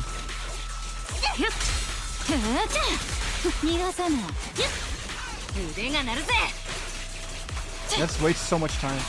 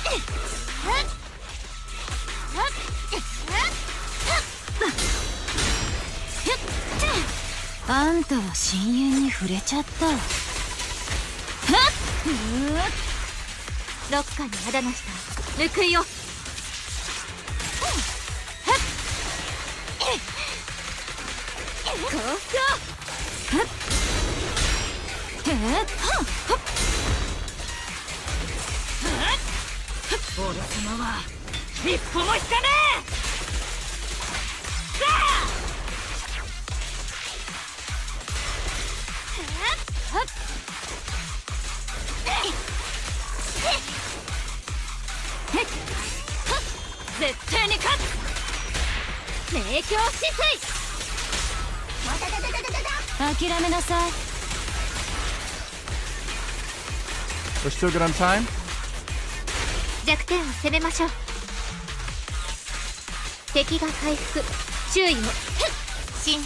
on time. We need to go to Caesar. Because we need the buff. We're not playing optimal. There we go.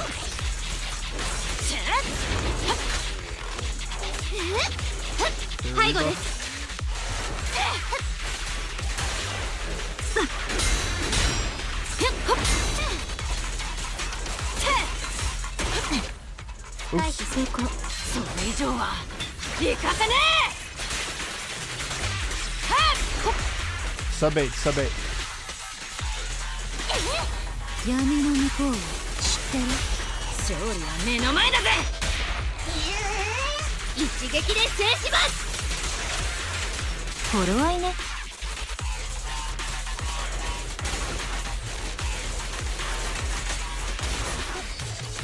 It takes so long to apply.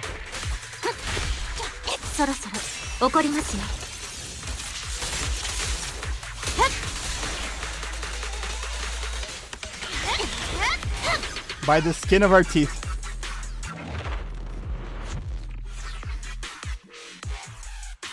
By the skin of our teeth, dude. I really gotta... I hate farming for stats, though.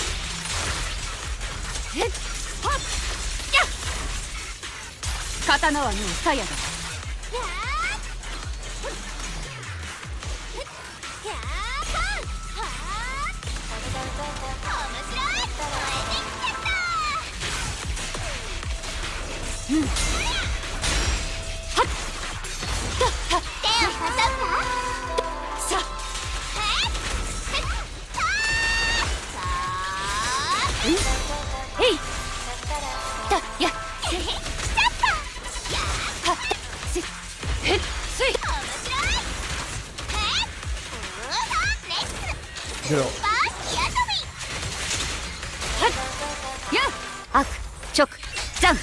How's Astro not an audio?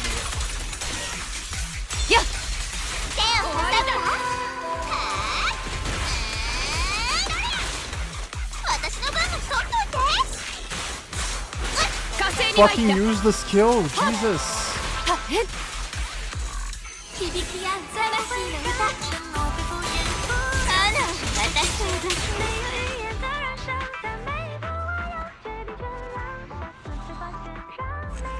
I like the little song in the background, it's so good.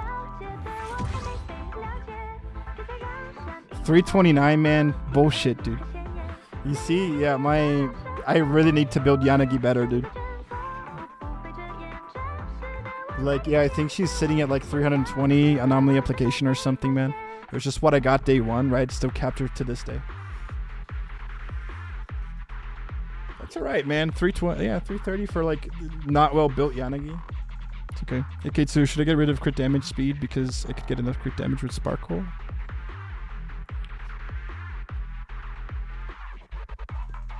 On Shuei? I don't think so. Because you have Sparkle, you don't need speed. If anything, you get rid of crit damage for crit rate. Makes sense?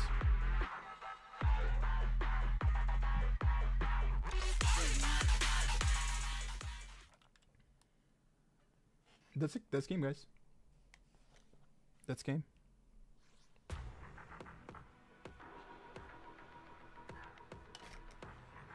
Thank you all for coming. Thank you for hanging out with your boy, man. You guys are the fucking best. I'm so happy I finally got my microphone, dude. You guys have no idea, man. I'm so happy I got this shit, dude.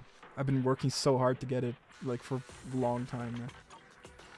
I've had a dream of having this microphone ever since I started making videos on YouTube in, like, 2015, dude. Some shit like that. Insane. Not 2015, no. It was like 2018, yeah. A little bit later. With Sparkle's ult, it only goes to 144. I need the 145 for the planar set. Oh, for the planar set. Yeah, no, sure. If you do need the 144 for the planar set, then that's fine. Absolutely. No, you're right on that one. But try to keep the difference in speed between her and Sparkle as much as you can. Right? Or maybe switch up the planar set, dude. Right, switch up the planar set with a set that doesn't require speed, but buffs crit damage or crit rate. For Shuei, that is, right? But then again, then you gotta build it again, right? Just sucks.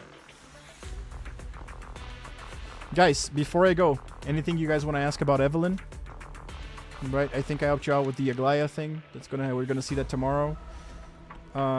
Anything you guys want to ask about Evelyn?